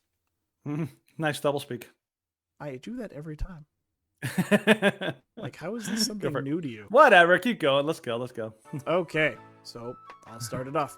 Americans are more likely to blame Biden than Republicans if U.S. plummets into default. New poll shows where voters will point their fingers if debt limit deal is not made in 7 days. It's getting close, man. So voters more likely to blame Joe Biden, and this is how it currently splits. I find it amazing that it's only a 3-point gap, considering that it's been very clear from Joe Biden for several weeks now that he will not budge. And the only reason that they haven't come to a compromise is because the Democrats are unwilling to decrease their insane levels of spending. And they're gaslighting people. Oh, they're gaslighting. Oh no, we're totally reducing spending. Totally, No. like rest of the guys. Yeah, that's like Rachel Notley saying that she's going to lower taxes. Yeah, or Christian Freeland saying like, we need context to tell you about the interest. Yeah, so this is a problem.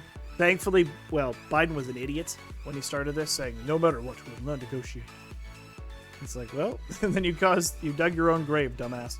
Whoopsie. He's kind of stuck now. But talking about a bigger whoopsie, Danny, go ahead and talk about the All right, LA let's Dodgers. go with the CNN story. Los Angeles Dodgers and re-invite drag charity group to Pride Night event. Of course they did, because when there's a contest between the Catholic community and the hyper LGBT community, the LGBT community trumps them every time. They always win because they're the top dog in the Victim Olympics. So the Los Angeles Dodgers have apologized and extended a new invitation to a drag group after earlier disinviting them from the team's upcoming Pride Night at Dodger Stadium. Dodgers had initially intended to honor the Los Angeles Sisters of Perpetual Indulgence. The whole name is obviously meant to be a mockery of of Catholic groups, of course. A drag group that leads charity and activism. Okay, give me a break. Charity, and activism efforts. Yeah, their charity is towards their own organization, not to actually people who need charity. With a community hero award at the Pride event. But after a wave of conservative backlash against drag groups' use of Catholic imagery and other religious garb, the team removed the sisters from the list of honorees last week. The decision to rescind the invitation prompted another round of criticism, this time from LGBTQ, rainbow people advocates, fans, and allies. Allies is basically the equivalent of comrades, that's communist language, who expressed disappointment that the team had acquiesced to pressure from anti-LGBT critics. I mean, all of this is basically par for the course for them. So basically, mocking Catholics, mocking most honestly one thing I do admire about Catholics is Catholics are very good about social projects like helping the poor, helping those who are on the dregs of society. They're amazing at that. That's one thing that they do phenomenally well. The homeless, the poor, the broken. They're amazing at working with them. So the fact that the Catholics who do that so well were basically thrown under the bus like buffoons, who basically their call to fame is they dress up in totally ridiculous outfits and dance around and basically basically try to act like caricatures of of Catholics, but obviously mocking them. The fact that that was actually what they chose is really ridiculous. In a normal world, that would be seen as absolutely over the top, nonsense. But we're not in that world. We're not in that world. Mm-hmm. But another justification we're not in that world. China blows up the United States Navy's largest warship in menacing simulation. So they blew up the world's largest aircraft carrier, the USS Gerald R. Ford, with a hypersonic missile in a menacing simulation, which Chinese researchers say proved the United States Navy warship could be destroyed with certainty. Using a wargame simulation system, China's military forces sank the carrier fleet using a volley of 24 hypersonic anti-ship missiles over the course of 20 intense battles. That's a long time. In the scenario, U.S. vessels are attacked after continuing to approach an island claimed by China in the disputed South China Sea, despite repeated warnings. Researchers say some of the missiles in the three-wave attack were fired as far away as the Gobi Desert, and then nearly every U.S. surface vessel was shattered by the attack and eventually sank in the simulation.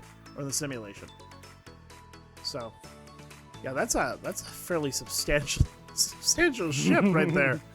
Here's the problem they don't talk about, though, is What? the U.S. is strapped for munitions because they've sent them all over to Ukraine. So if we did go to war with China, we would automatically lose because we got no ammunitions. Yeah, a lot of these things have to be replaced, and they haven't been replaced yet. On top of that, there was another story, just kind of close to this. There was reported that there was an internet or a hack attack into the U.S. installations in Guam. Now, why is that significant? Because Guam is kind of like the operations hub of the American naval fleet in the Pacific, and the fact that it was attacked by basically a cyber hack shows that that's kind of a big deal, because that's the kind of thing you do right before a potential invasion. So a lot of these things to keep an eye out. It sounds like China is potentially thinking that if they want to do this before the election, the 2024 election, because if Trump gets reelected, China's really worried that they're going to lose their chance. And so that might be why they're maybe ramping up towards an actual, an actual invasion now. Also because if Trump actually manages to get a peace talk and a peace deal in Ukraine, that totally takes away the China's ability to take on Taiwan. So again, keep this in mind. Next 2 years will be interesting. Okay, next story. Next story is from dailymail.com again, but this is an interesting one. 100% lab-grown babies in 5 years. Japanese researchers are on the cusp of creating human eggs and sperm that can be grown in a fake womb. Producing human sperm and eggs in a lab is known as in vitro gametogenesis.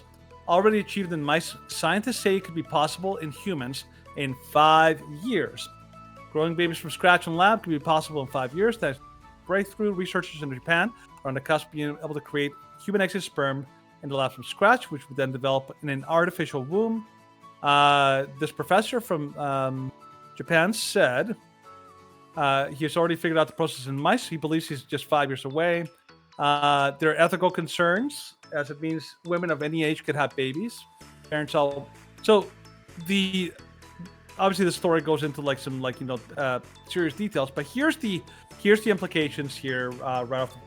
First, it opens it flings open the door of custom-made babies, that anybody could basically have a custom-made baby and have to right now one of the most difficult things for a couple trying to get a surrogate is finding someone who's willing to carry the baby to term, right? But with this could completely and totally change that, and we could see an explosion of people getting customized babies, basically grown in a lab until they're born, which is crazy. Implication number 2 is the possibility that this could essentially, if it's possible to transplant a baby from the womb into in vitro into an artificial womb, then the pro-life argument becomes even stronger. It does, because suddenly you can't say like, well, the only option is to kill it. It's like, no, you can actually transplant it to baby a Japanese to womb. an artificial womb, and suddenly the viability arguments go out the window. Yeah, they do. So 2 major implications. The third and final implication is that we're one step closer to the Matrix. Yes. Yes. That's the way I would put it. One step closer to killing all men. That's right. It's gonna happen, man. But yes. Okay. Yeah. Take it All away. right, continuing on. Exxon crushes progressive dreams that net zero has any chance by 2050 would mean collapse in global standard of living.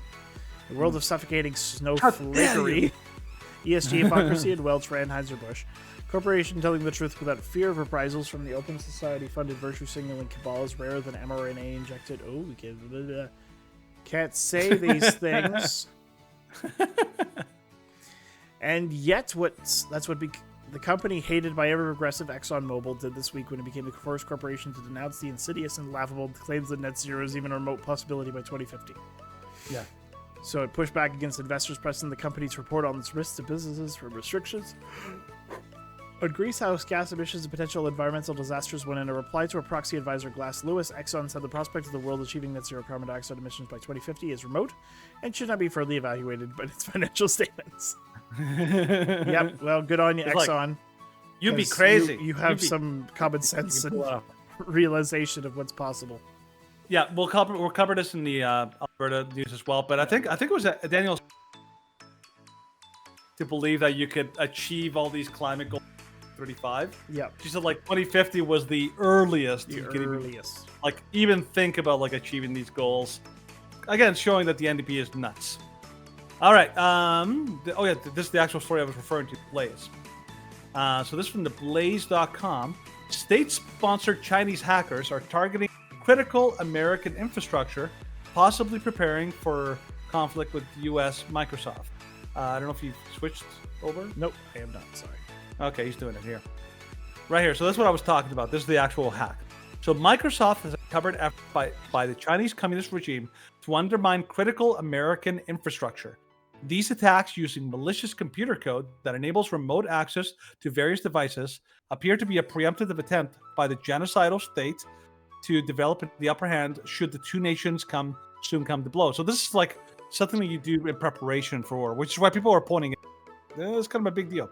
According to Microsoft, Volt Typhoon, a state-sponsored outfit in China, often tasked with espionage and information gathering, is pursuing development of capabilities that could disrupt critical communications infrastructure between the United States and Asia region during future crises. So basically, we're seeing evidence that the Chinese, and obviously there's evidence that this was like a Chinese-led hack, that they're messing with American infrastructure in Guam, which that's their headquarters in the Pacific, so that's kind of a big deal. Quick question for maybe like Conquer Worm and Chad, because I know you guys know way more about this than I do. How vulnerable is the United States to all sorts of like online attacks and maybe like attacks on infrastructure, all these kind of things, like that would preclude any actual like military action? How vulnerable are we here? Pretty vulnerable, actually. The majority of the United States population there's like a center line, and it goes all the way to the East Coast. Mm-hmm. And so hardly anybody lives on the west side of the United States. But the way that their infrastructure is set up, as far as power goes at least, there's about 5 transformers that if they went down at the same time, the entirety of the United States would be without power. All of it? Not just the West Coast? Yeah. Wow. I think I've heard stories like that, like where like it's not that hard to be able to knock out the and I think people have said that if you knock out the power in all of the United States, like in a very severe way, that what was some estimates were like 90% of the U.S. population would like potentially die off within a year or like a short time. There's some Because pretty extreme weather or like environments in the United States. Mm-hmm. So there was possibly. even an attempt to take down one of the power stations, like physically, like they raided it. Yeah, I heard somebody say if you have like a balloon, what do you call it? EMP kind of balloon or something like that, flying over Yeah. top of a major installation. You release if you release it from the air, you can potentially like completely decimate like those vulnerable things and cause some major havoc or pretty much everybody. So, I mean, people think like when we're at war with like China or that it would primarily be military. It's like, well, no, actually, like they have a lot of things that they can do that would weaken the United States long before there's a military conflict. So it's something to keep in mind that could come up soon. This is why prepping is probably a good idea. Get a solid source of food and solid source of water, because if something like that happens, it is going to be bad. So yeah. And it probably will happen with the way that Biden's kind of replacing the Ukraine military and just like straight up fighting on the front lines with our troops against Russia now. Right, weakening America's military resources that make us much easier to take on if China invades Taiwan. Right, but like Putin's already issued a warning to the U.S. It's like if you continue to fight this battle, the battle like Ukraine's no It longer will a threat. eventually be on your shores. Yeah, like that. And that those United, same hypersonic missiles that China has and that Russia's already used against the NATO bunker. Just like we don't have air defense that can take them down right now. Oh yeah, you told me about that. So I don't maybe tell Stephen really quick summary of what you told me about that strike on NATO. Oh yeah, so all the bunch of generals and commanders and stuff like that were in a bunker quite far underground in Ukraine, coordinating the war effort. And Putin issued a command to launch one of these hypersonic missiles, and it hit above the bunker hard enough that the whole thing just like collapsed in on itself. Bury them alive. Yeah, which is crazy stuff. So, which means that all the NATO commanders are just like dead, buried alive. Yeah. So like it's getting really to basically be like, okay, we're done, we're negotiating, end of story. Like that. That's what we need. We need somebody to As come it in. stands, the foreign actors, I don't think, are the concern because what the country is doing to itself is going to destroy it faster than what any foreign actor could do. You talking about Ukraine? U.S. Oh, the U.S. is like destroying itself. Yeah. Yeah. It'll be interesting to see what happens here with bringing in this whole, what it's called, Fed Now system, and seeing what's happening with like Nigeria bringing in the CBDCs and how that's kind of collapsed and what's going to happen here. The Fed coin, right? It's called Fed Now. The first step is to bring in this intermediate system that kind of controls all transfers in and out of banks. So any transactions with like pulling money out or moving money around, it's all going to go through Fed Now. Yeah. So they're basically trying to like prime everyone into basically like the idea of like futuristic movies like that talk about credits. That's basically what it's going to be. It's going to be like the digital currency. Yeah, digital currency. So a lot of people say y'all know about the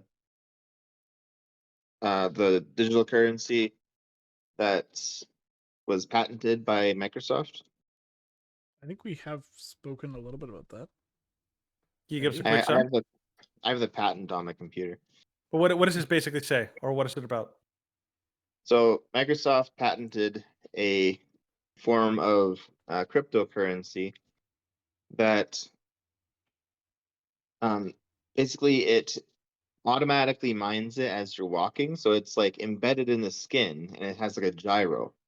Oh, And so crazy. as you're like walking and swinging your arms and stuff like that, it mines it, but it's connected to a credit score system.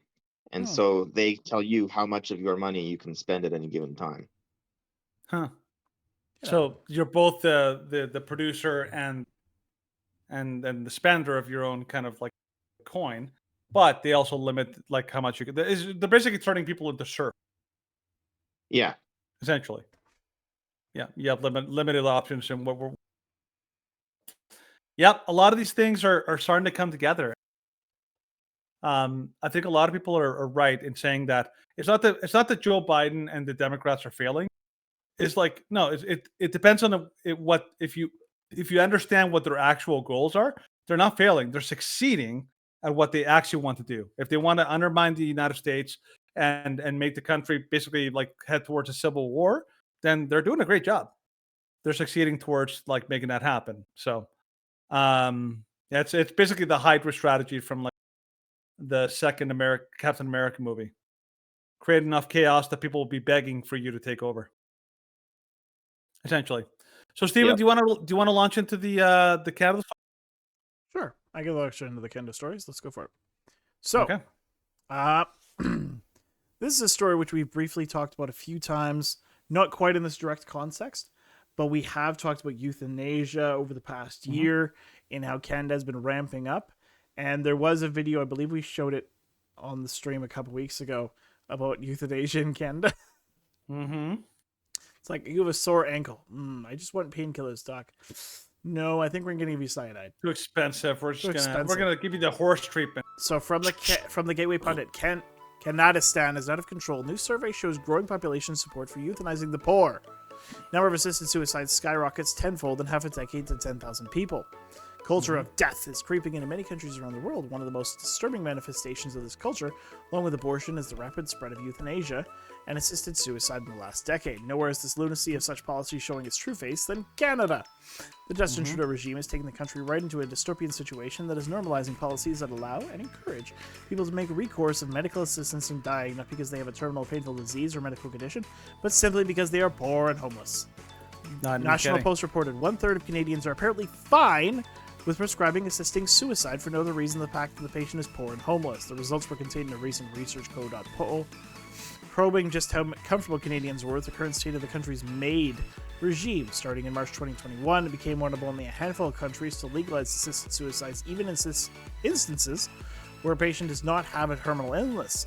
Ever since, Canada can be approved for MAID simply by having a grievous or irremediable medical condition. And so this is kind of the poll. Canada strongly agree, moderately agree with increasingly accepting poverty and homelessness as reasons for assisted suicide. So 27% on poverty and 28% on homelessness.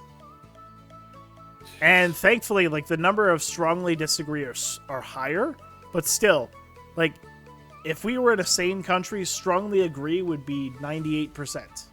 Yeah, it should be. I mean, but that's the thing. It's like they normalize things that are normally unthinkable. And by the way, like anytime you see those videos of like anybody who's actually being killed by these dystopian, like, murder docs, they're always like framing them in these very lovely, very like flowery, like, oh, such a beautiful thing, like such a lovely thing. Like it's downright like horrifying to think that people are like literally talking. We're gonna send basically the doctor. That's basically a Dr. Kevorkian who's going to execute you. But like, how you doing? Are you ready for your execution? For them to like inject you with poison that will kill you and all that. Oh, it's just, your room is so nice and all that. It's almost like it's hard to imagine how how like literally morally depraved you have to be to talk about this in such a way. Can you imagine like finding out that your doctor, your physician, like if you're at a hospital, you find out that like that doctor was also a doctor who's giving like basically like killing patients, and he's in charge of you. I was like, can I get a different doctor, one that doesn't have a record of killing people, like on purpose? I'd prefer not to, right? And the truly terrible thing about this whole thing that they're doing is that there's two major financial incentives to this thing. Again, every major evil that we're propagating in the West, there's always a financial incentive to it. Okay, for whether it's transing the kids, there's a financial incentive there. Whether it's abortion, financial incentive. Whether it's even like BLM, there's like huge financial incentive.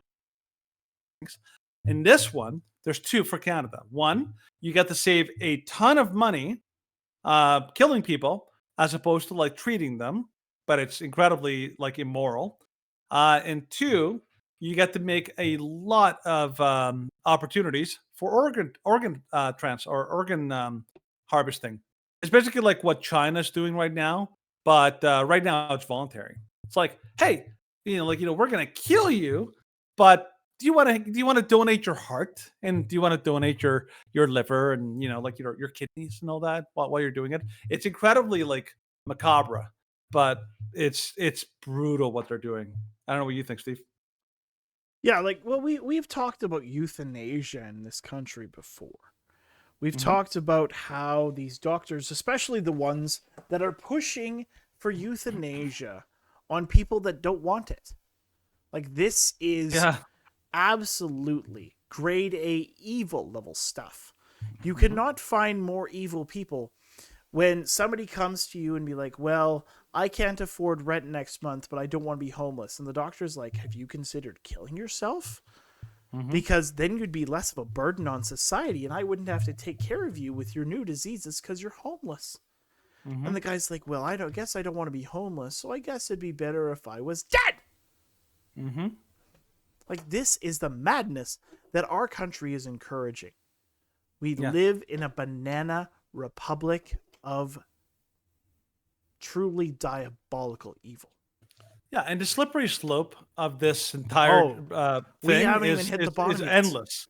It's the possibilities of where we could go with this are truly horrifying. Because remember, and I'm not using that. I'm not. I don't know what that law is. If you refer to the Nazis or whatever. But Godwin. Godwin's law.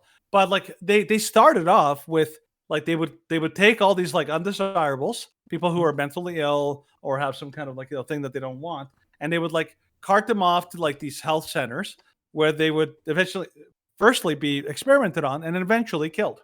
Yep. And it was basically like execute people in their society that were undesirable. Ultimately, in the end, it led to basically like, oh, we're just going to exterminate undesirable by force. Just such a great thing.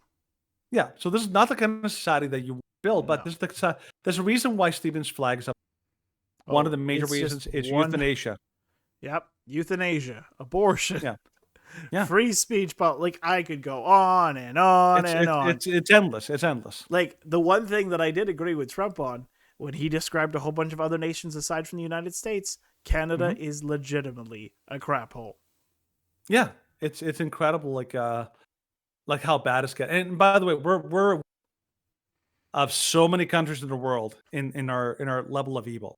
Like we're not like people like, oh, you're just like Europe. Like no. Countries that have limitations on abortion. There's countries in Europe that would never think of doing the kind of like euthanasia things that even the Netherlands looked at us like, whoa, tone it down. You think you're just gonna kill someone because they're homeless?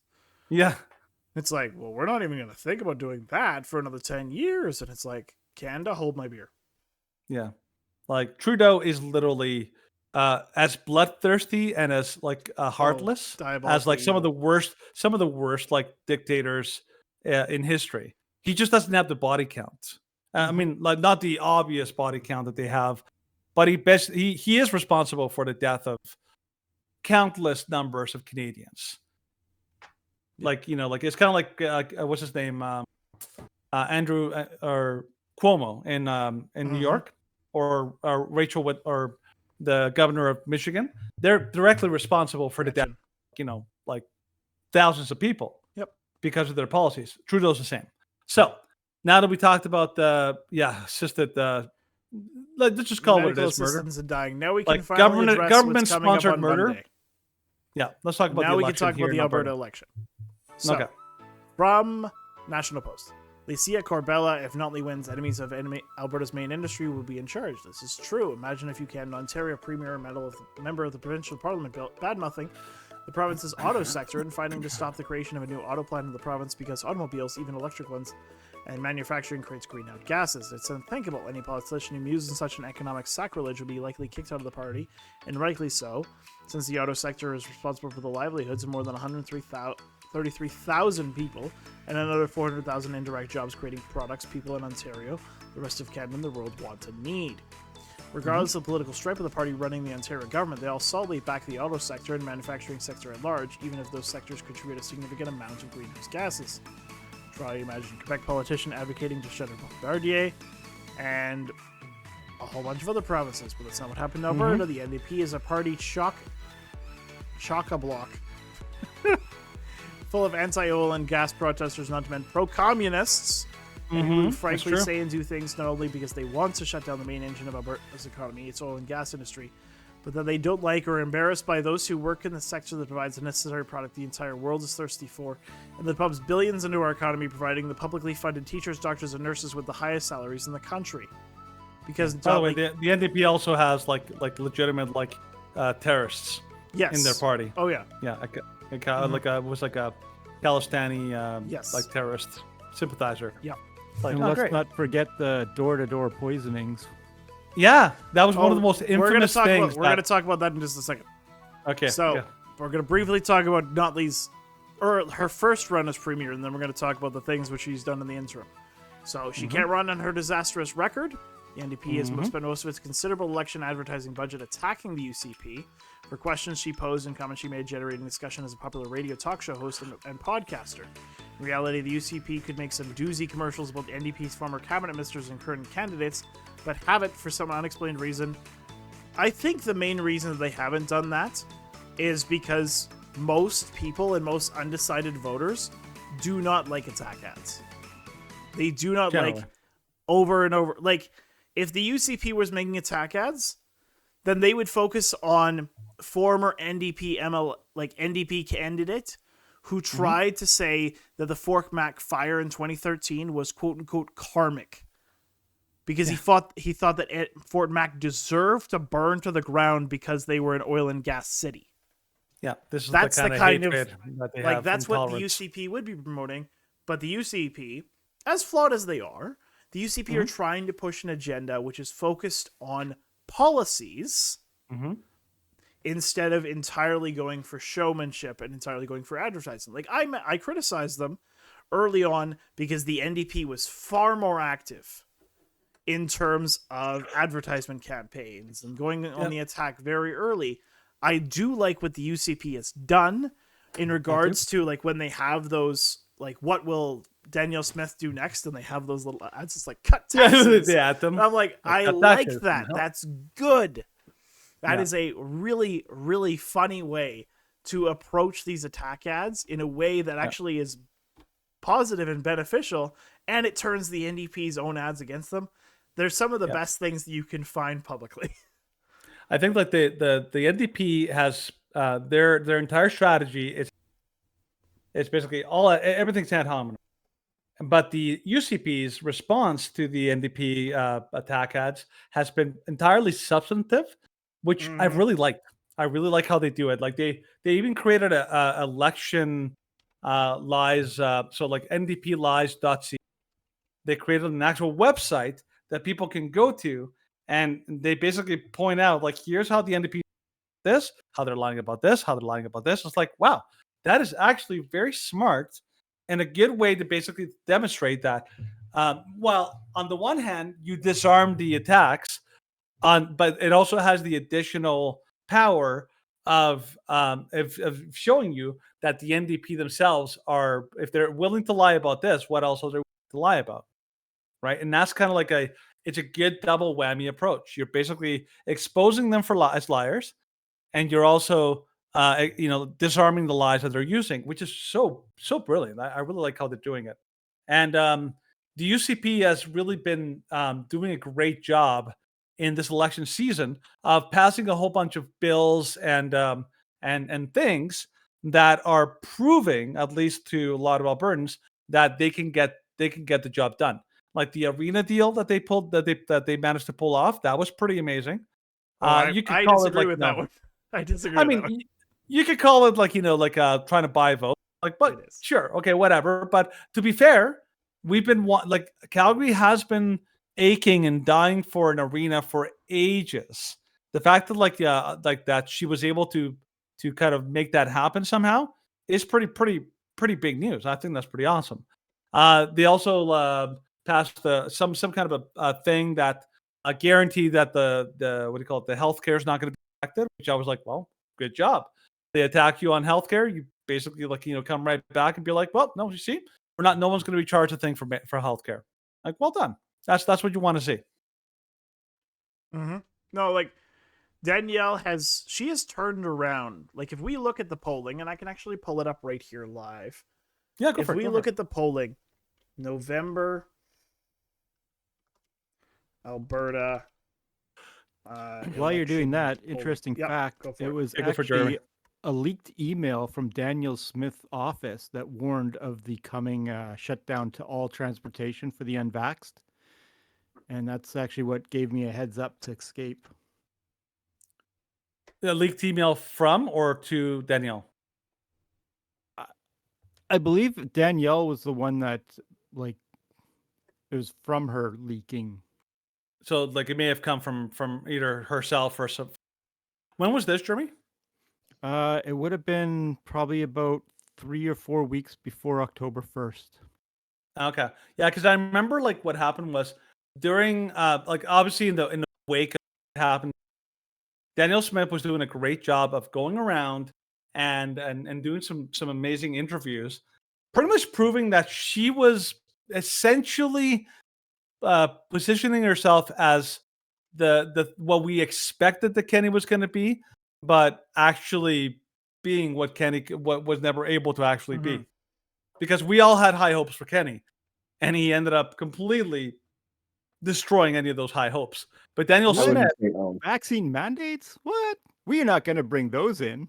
5 yeah, minutes but later, hey, yeah, he pulls vaccine it back. mandates for everyone. I know everybody. You get a vaccine, man. You get a vaccine. Everybody gets a. I think, and also the big thing was like with Kenny is like like people say like like, well, he tried his best. I'm like, he's the only premier in all of Canada that locked up pastors. Not one, not two, but 3 pastors. It's like, well, not 4 because like Derek Reimer's later, but essentially, like Kenny betrayed his base. Kenny betrayed a lot of the things that he basically treated Alberta like it was Ontario or Quebec. And I'm like, we're not Ontario and Quebec. We hate this kind of top-down like government overreach and all that. We are independent-minded people here in Alberta. We're much closer in our collective ethos to the United States and than we are to a lot of Canadian provinces. Yeah. So now the a couple people have asked about the arena deal. The arena deal, like I will say this, I have not had to it the details. I do know this. I know that for many years the arena deals have been they've been made and they've been squashed and they've been like it's just been a back and forth, right? But the one thing I do know is that the Calgary Arena, the Saddle Dome, is one of the oldest buildings in the NHL, and they know that they've needed an upgrade like desperately for years. Now, whether is this the deal that is financially smart? Is it the best of all solutions? I don't know. I'd have to look into the details to find out. But I do know that this was always going to have to be a collective thing between the province, the city, and whoever the private investors are, because these kind of things, these kind of projects are massive. And people can say like, well, this should have been paid by private funds. I'm like, well, the arena is not exclusively just for the Flames. It's used for a lot of other things, a lot of other events, a lot of other concerts, a lot of other things that help to promote the city itself. Mhm. So it's But not the owners get the simply- yeah. profits from all those other events. Yeah, they Yes, do. you're right.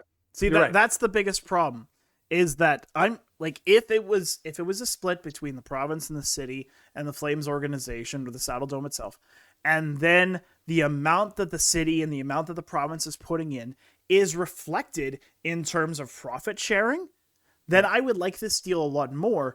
But the problem is that the way that the current deal is reflected, in that the province, I believe, puts up, I'd have to look at the exact numbers, but I think it's in the realm of about 50 to 60%, and they don't get a single cent ever back from this deal.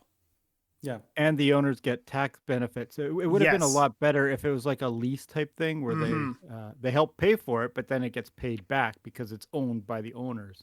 But Yeah. the owners were trying to find the best way to pretty much take advantage of the city and the province. Yeah. So like the arena itself is like I look at it like this, like the city, the province, and all that. They're probably going to end up this is just going to be a net cost for them. But ultimately, like I look at it this way. This is another thing to consider, is that yes, the province is spending a ton of money towards this arena, but this arena is going to be a net positive for the citizens of Calgary and southern Alberta generally. So if they're not going to make revenue and all that kind of stuff. But I mean, if this is going to help the people of Alberta, I think that's. I mean, like the government generally, but provincial and federal government, they waste money all the time. Like federal government sends so much of our money overseas, like rather than spend it here. So like the idea of like the government is wasting money is, well, like technically this is not wasted money. This is actually like helping, like like people in Calgary in southern Alberta in a lot of different ways. So I don't know. Like I obviously like I would hope for an ideal solution, but like the fact that they actually may have actually made it that might actually like resolve the issue they've been trying to do this for what 10 years, 20 years, like Stephen. I'm not sure how long this has been for the Calgary The arena deal? Yeah, the arena deal. How long have they been trying to do it? I think it's been serious. There was some money, like some consideration, I believe, at the start of Nenshi's second term. That's when it was starting to become. I remember it became a massive deal, especially after the 2013 flood, because it was repaired, but a lot of the problems that were caused were By just the kind of flood were they not were resolved. just surface level repairs. Didn't actually go deep. So there's been one a lot of sports things which have, complex was a great idea too, but it was overly expensive. It was expensive. Yeah, I remember seeing that. Yeah, it looked pretty cool. And I don't agree with you. I don't necessarily disagree with you, Danny. There is a lot of benefits to it. There but is. A lot of people are going to see the raise in property tax and be like, Mhm. "Why am I paying for this stupid arena that I have no?" Oh, that is a good interest point. in?" Depending on what they do and how it impacts everything. Yeah, you're right. There's a lot of consider. But yeah, like like on top of the arena deal, I think Danielle Smith has done a lot of really, really good things. And she's shown, at least to me, that she is at least acting like a conservative style, Yes. like premier, not like the Eastern style like leader that Kenny was. And one of my favorite ways that she did that is I saw a debate in the Alberta legislature between, like, this is during the whole chaos surrounding the drag queen story hours here in Alberta or in Calgary, and like what's it, Janice or like what was her name, Stephen? Like that one lady Janice in Irwin. Janice Irwin. She basically Another came block right on at Twitter. Danielle and said like, yeah, of course you are. She basically came right out and said like, like, hey, so what are you going to do about these terrible, horrible Christians who are attacking poor innocent like people? And Danielle said like, She gave a very center of the road approach. Center of the road approach, but a very logical one where I was like, I understand why she can't go completely the conservative approach, which is like that these things are wrong. But she gave the kind of answer that you'd be like, you know what? I get that she's trying to appeal reasonably to both sides, and I think her answer was really well. Whereas Rachel Notley and her ilk of people, they basically show that if they were given unlimited power, they would absolutely stomp on religious freedom in a heartbeat. Yeah. They would not even hesitate about it.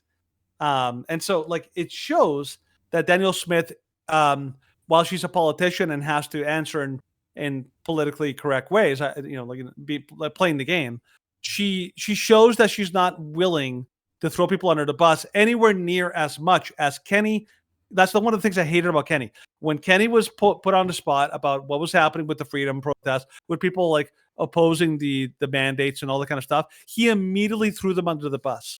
He's like, those radicals and those silly people and those fools who are opposing our stuff, they're terrible. And like, Stephen, you and I would respond to Kenny and we're like, what are you doing? You don't have to go that route. You can be able to basically say, I disagree, and we're going to go this route. No, you're like, no. You guys are idiots, and you deserve everything that you get. I'm like, well, thanks, Kenny. I don't support you at all anymore, because you're basically willing to throw your own citizens under the bus because they're a political liability to you. Whereas Danielle Smith has not done that. Well, and that's one reason or has she? Like, if maybe I'm wrong. To a degree. Every time with the Arthur situation, Danielle Smith is kind of making herself look just as corrupt as Notley. Oh yeah, so give me a bit of a rundown. Let's address that part. Okay, so what do you know about this situation, Jeremy? Yeah, go for it, Jeremy. It's my understanding that Arthur has come out claiming that Smith has offered him $2 million to quit politics. He was offered a health role in COVID, a position on the COVID board to quit politics, and so it looks very corrupt, and it's coming out in an ethical situation for Danielle Smith. Okay, so what's the context of that? Like, why is she offering? Like, obviously, there's a reason why she would be offering him. Also, let's also by the way, let's also address. By the way, what we the also have source to. For this is. Yeah. Or wherever you heard that from. Is this coming from Arthur himself? Yeah, Yes. Arthur is claiming that he was offered $2 million and a position on the council. Okay. I'm just looking up here. Calgary Street Pastor vows to reveal the whole story about call with then Premier. So did he record Sydney that News. entire call? And the problem is, anytime that the Conservative Party has shown any sort of promise in a conservative candidate, they've kicked them out of the party. So she can't be that conservative.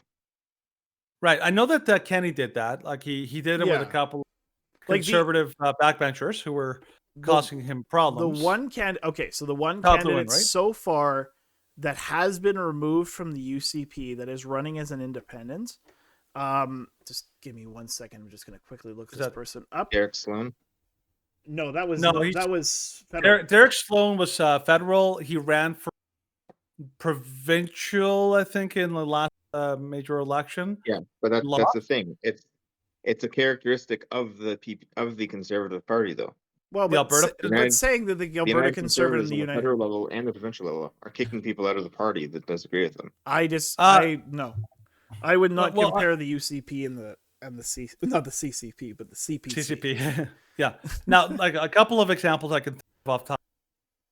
In the what do you call it? In the federal Conservatives, I know there was that supposed scandal with that European German minister that came to visit, and 3 members from the federal Conservatives met with her personally, and then of course, there was a whole scandal over that. I think it was even like just stupid, but when Pierre Poilievre was asked, for having the audacity to meet with this person. He's like, no. And I was like, okay, well, that's good. Like I'm sad that he went the route of like, like demonizing a foreign politician without any actual evidence, but he didn't kick people out there. Are you aware of like which UCP candidate Daniel Smith is kicked out since she came into as the leader? Oh, that's not the issue. The issue is that Oh. the ones that are remaining on the thing are the ones that aren't that as conservatives as people want. Are you talking about like people that are in her what do you call it? In her caucus, in her like group of like people like in charge of government programs? I'm talking about the heads of each of whether the federal or the provincial level. Mm-hmm. So at the federal level, they kicked out the 3 most conservative and the 3 most voted for in the running, leaving only that one judge guy and Toole. Right. I know. So when we talk about that, Right. it's Derek Sloan. Derek Sloan's the most high-profile conservative that was kicked out of the Conservative Party of Canada. So yeah, you're right. In that But sense, even less than Lewis and the one that was kicked out before him. Leslie They're the Lewis most- wasn't removed. I know that much.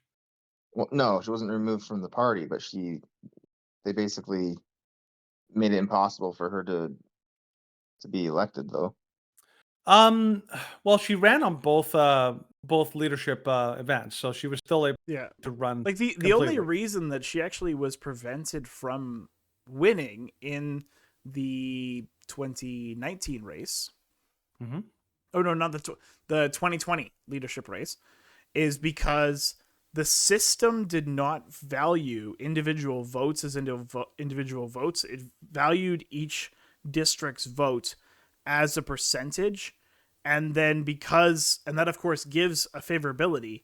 Like this is a system that was set up, I believe it was set up in the early 2000s when they like the 1990s when they initially founded the Conservative Party of Canada. And it was built as a system to favor the East. So the system was inherently broken from the start in terms of electing leadership candidates, because we do draw know the lines every single year, though. Well, they just haven't changed the system, but like it wasn't The system hasn't changed, but the lines are drawn every year. Like gerrymandering is a key part of our election process. Oh, absolutely. But that's a part of like American election. Americans do the same thing. A lot of countries around the world do. I'm not saying it's right. I'm saying that it's basically you give a political party the ability to redraw the lines, they're going to take it. It's like unless you remove that power from the party, they're going to do it. So it's not like they're cheating when they're doing it. They're using a power that's granted them by all this stuff. Yeah. I know, but as the case stands, though, if the lines weren't drawn to not favor you, like to make it so that it's harder for you to win, then I have a hard time trusting politicians that remain in positions. Yeah, no, I get that. Like there's a lot of things that political parties do that really make it difficult to trust them or the party as a whole generally. But one thing I want to get back into just to kind of focus on what we were talking about before is so Pastor Arthur. So if I remember correctly, and correct me if I'm wrong, so obviously he was elected by a popular majority to lead the Independence Party, and then he was kicked out of the Independence Party by the people in charge, like in a very shady process, and basically the Independence Party basically decided to shoot itself in the. Then Pastor Arthur started the Solidarity Party in order to be able to run in this election, even though it's kind of like last minute and trying to kind of like put it together on the fly. And the whole idea right now, the controversy with Daniel Smith is that there was a leaked phone call between her and Arthur, where Arthur was trying to ask her if she basically could do anything to essentially essentially to ensure that justice could be in his specific case. I could be wrong about that. That's what I understand. And is that an accurate representation of the issues around Pastor Arthur?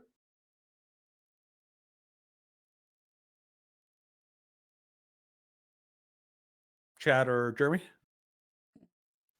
Sorry, I was distracted. I missed that. So is the whole issue around he had a phone call with Daniel Smith, and that he was basically asking, is there anything you can do to help ensure that I get a just like outcome in my court cases, and trying to argue that that they're basically like throwing the book at him unfairly. And is the whole issue is just that conversation was leaked? Is that the issue, or was there something else in that conversation that caused this controversy? No, it's Arthur coming out and saying that he was offered $2 million and he was also offered a position to quit politics. Was that during that conversation? Was that stated in the conversation, or is that something that's coming out later? It would have to have been stated during that conversation.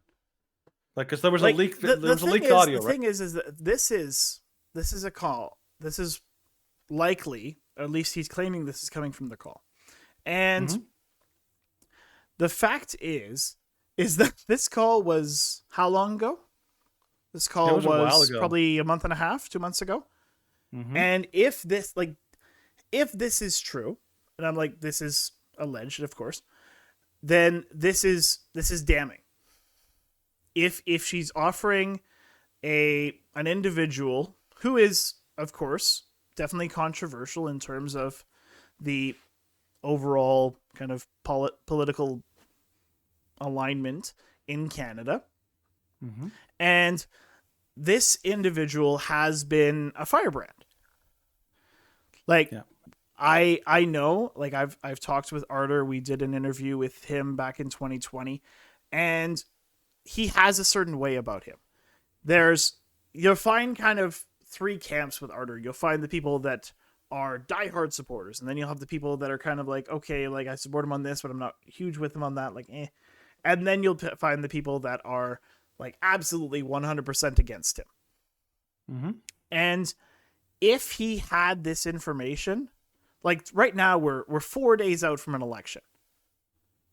Like, this is like, he started the Solidarity Party, and he's primarily running candidates in very close swing districts and primarily marketing to UCP voters. And it's actually somewhat clear that his party, and the reason that he's putting candidates in those districts is to try to steal votes from the UCP, almost as an effort to have the NDP win in those districts so that Daniel Smith does not win. And if we're actually looking at what he has done lately, like he had a press conference and he had a rally at the steps of the legislature, and all of his attacks were against Smith, and he was calling Smith Nazis, communists, totalitarians, murderers, and devils. Like, this is really questionable material. Like, I like the guy. He says a lot of the right things, but this kind of looks really out there. Yeah, it's odd that he's going right after. So it'd be different if he was going Daniel Smith and Rachel Notley equally. In a sense, like, because Rachel Notley, like, whether she wasn't not in power, but she said a lot of things that were incredibly. Oh yeah, like especially when she was trying to campaign on the idea of having a nurse and a police officer go door to door. Like, that was absolutely insane. Yeah, it's the kind of thing that you're like, you would only see in a truly dystopian, like, third world banana republic. I think there's two things that are kind of being confused here. So right now, Daniel Smith is under investigation for conflict of interest because of the phone call that happened in January. About her going to the general, the attorney general, to try and get these charges, which should never have come up in the first place, dropped. Yeah. But because he was found guilty and all this stuff, she interfered, and so there's a conflict of interest thing there. Sure. But just recently, within the last, I don't know, day or two, Arthur has come out and said that it was almost like he was bribed to quit politics. Mm-hmm. Yeah, and I wonder if he actually has receipts, right? Yeah. Because, like, you know, Well, like you guys- it's one thing to be actually substantive to demonstrate that actually happened. Um, so like like Steven said, I do like Pastor Arthur for the most part. He fights for all the right reasons. But yeah, I do find it odd. Like, why is he going so aggressively after Daniel Smith if his goal is to win because he feels that the Solidarity Party can do more good than the other two parties, then it would seem like his best audience would be people in the NDP camp, because you know, like it's very easy to convince people that like that about the evils of the NDP. But instead, he's going after like UCP voters, which again, like if that leads to UCP districts losing, like splitting the vote and letting NDP in, then he's actually hurting his own cause. Unless his goal is to help the UCP lose and help the NDP win. I don't understand why he would do that if that's the case, because he's all about, like, you know, like the whole stick during COVID is that they're turning Canada back into a communist country. And if you want a party that's going to make that happen faster and more aggressively, it's going to be the NDP. My So question is he acting as a politician or is he trying to act in integrity? Because if he's acting integrity, then he's just saying, hey, you know what? This is what's happening. This is not good. I need to come forward with this. But if he's acting as a politician and he's trying to maneuver or manipulate or whatever, then that's where the problem would be. Given the timing, the timing is very suspicious. I mean, I'm not saying that proves any either way, but you always have to consider it, because if let's say, for example, when did he get this information or this offer about, like, you know, leaving politics? Like, did he get it recently? Was it, like, you know, like a time ago? Like all this kind of stuff. A lot of times, this is very, yeah, it makes you wonder. And also, again, like if I was Arthur, and I was like, you know, like, sure, this was like a very serious thing. Like, I would actually consider, like, okay, yes, I want to deal with this thing because yes, this is a very maybe you want to get Daniel Smith under some kind of investigation, maybe some kind of a penalty if she did. But if it was me, I'd be like, well, my goal is to get Daniel Smith under some kind of a, you know, some kind of a proper consequence for her actions. I would say that would probably be better done after the election. But during the election, and doing it in such a way that could potentially bring in the communist-friendly government into power, that seems, again, like, because Pastor Arthur was so adamant. Every time I saw him speak, I met him, he was always about they're trying to push communism down our throats.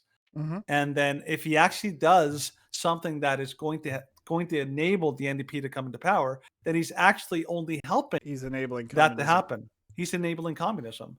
So there's something about this that I'm just kind of I'm definitely, like, wondering about, because it seems there's some weird complexities and some conflicts of interest that I'm really wondering what's going on behind the scenes. Well, I hardly doubt that he wants the NDPers to actually support him. He the desired people is on the same side as the UCP. Sure. Yeah, and that's totally fine. And I think that he has every right to run the Solidarity Party, and, like, all the best to him. May not But be effective. yeah, I mean, we'll see. we'll see. But yeah, like the big danger is, like, you know, is he that UCP candidates are going to just, like, key spaces, and NDP people are going to. It's tough, but yeah. So in terms of the election, like, I think about the Alberta election.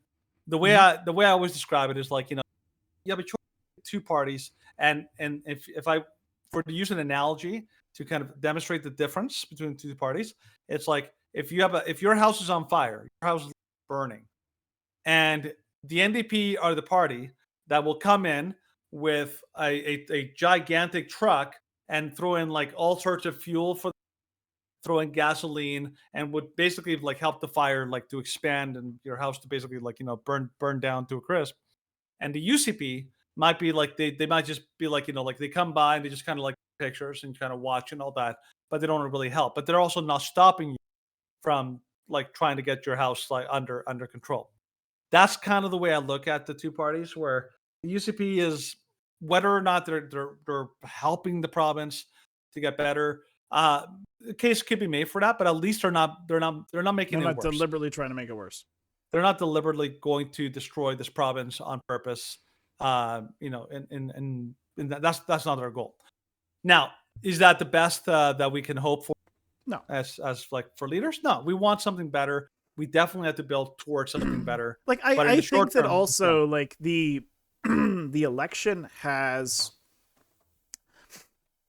the topic of being electable in Canada. Like it's a very different animal to be electable in Canada and to be electable in the United States. To be electable in the United States, like yes, you need to be charismatic, but you need to be like more center and right, or censor and left, or at least you need to appear that way.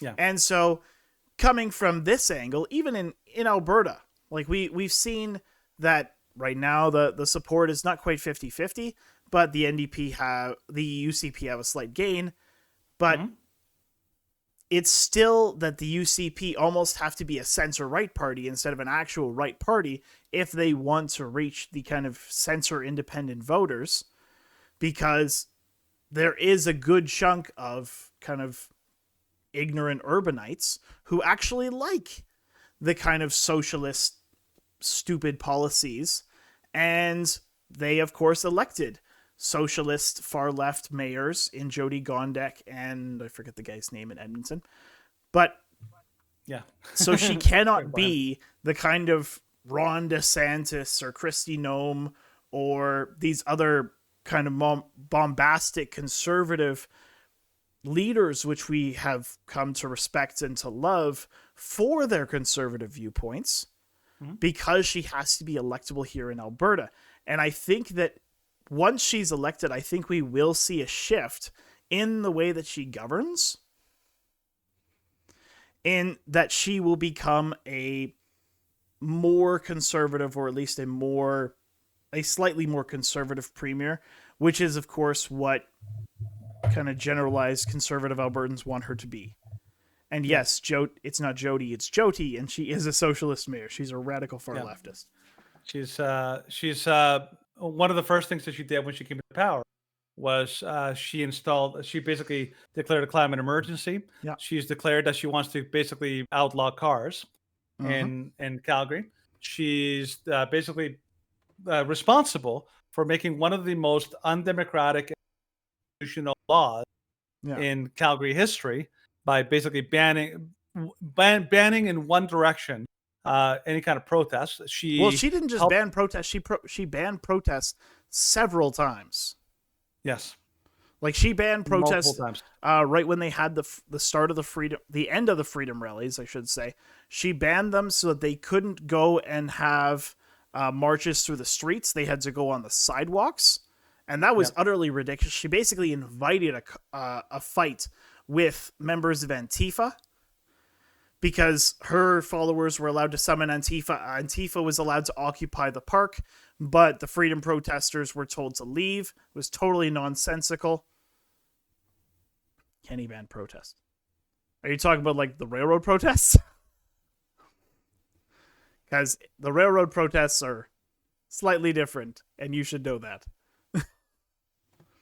Not that I'm super fond of Kenny in any way. I think that the way he ran the country was horrifying, or the way he ran the province was horrifying. But the protests involving the railroads did need to be shut down. Like, people's lives. ban protests. Again, is this involving the railroads? Yeah. It's going to take a while. It's okay. We invited the guy to the Discord. He just refuses. So, we'll be there. That's what happens. Well, that's just the way it is. The way the Gondek operates is you could tell by everything that she supports. She supports like hate speech, legislation or banning like free speech, which is not a conservative, not even close to being even a classic center. Libertarian, No. even a center. That is far left kind of like policy. Censor, authoritarian. Yep. Yes, she is a big believer in all of the far left wing causes, including BLM. She believes that Canada is incredibly racist. She wanted to cancel the Canadian, the Calgary fireworks for Canada Day, not because of like environmental concerns, but primarily because she believes it's like, oh, it's insensitive to Aboriginal people in the past and for our racist history and all that. All of that talk is very, very far leftist. It's we're just giving you a bunch of examples off the top of our heads, but like anybody who's lived in Calgary knows, and it's not hidden. Jyoti Gondek is a primarily she's an authoritarian. She's especially very people who are not in her cause or her group and all that. It's Jyoti Gondek fits all the boxes of the most hyper leftist, extreme lunatic policies of like cities like New York, cities like what do you call it, Chicago, Detroit, LA. She basically was asked the question in one press conferences about her policy to try to like defund the police, and she refused to answer. So, I mean, people can scoff at the idea that she's social. She's socialist. She doesn't even deny it.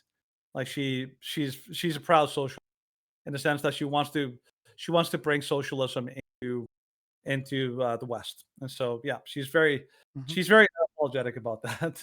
Yeah. It's really questionable under and I've talked to several people in Calgary about this. I've never heard of anybody who actually voted for Jyoti. Everybody that I know in Calgary hates her. Yes. I know too many people who voted for her. Really?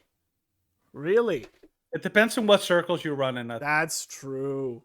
You're clearly going to get I bet you if we go down to like a leftist protest downtown, and you ask all the people who did you vote for mayor, I guarantee every one of them will say Jyoti Gondek, possibly Farkas, but Jyoti Gondek, you'll probably get a lot of support. A lot of the extremist factions like Antifa, BLM factions, the LGBT blocks, they're clearly going to vote for Gondek because she fits the mold of a leftist politician, a hyper leftist politician.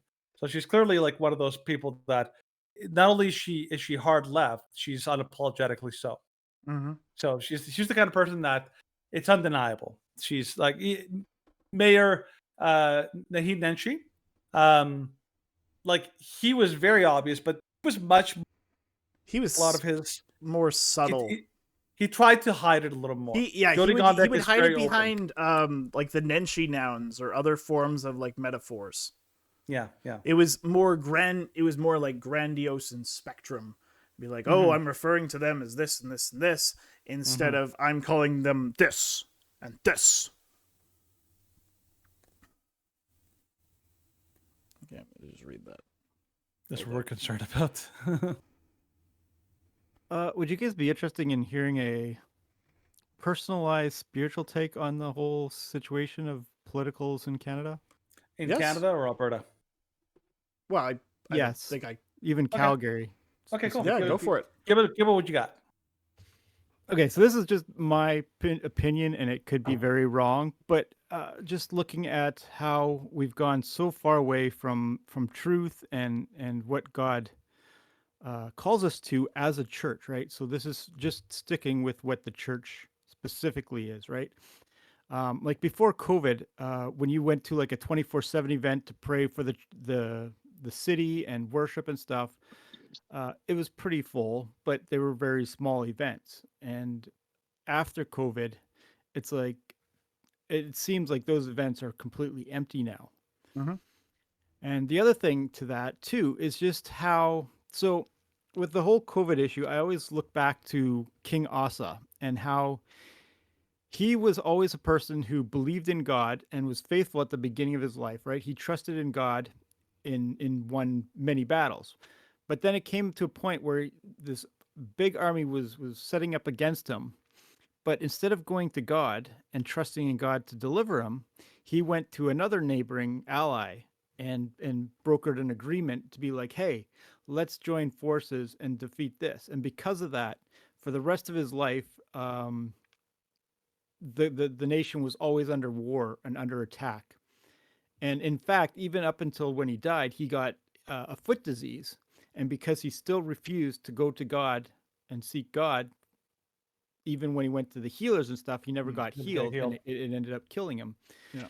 And just thinking of the whole COVID issue and with the church issues with how we've kind of fallen away from what the word says. Like in the Bible, it says that there was a time where people were just divorcing everyone, and God stopped listening to the prayers of the people. And the church, like I don't know how many churches I went to, and they're like, yeah, half our population is like divorced in the church. And in fact, I think divorce is higher in the church than it is outside of the church, which is just terrible.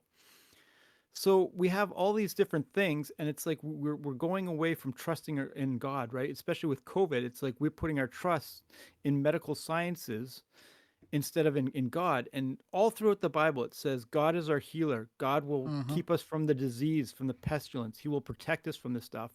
And instead of acting in faith and in trust, we act in fear and we run to the man-made things and be like, oh, inject me with this, or let me take these drugs. Yeah. And about 10 years ago, there was a study in an article in America, Scientific or Medical Journal of America or something like that. I can't remember the journal name, but it was a very prominent medical journal in the US that said properly prescribed drugs were killing more people than any other means in the States. And now this was kind of before the whole fentanyl thing and that started killing more people.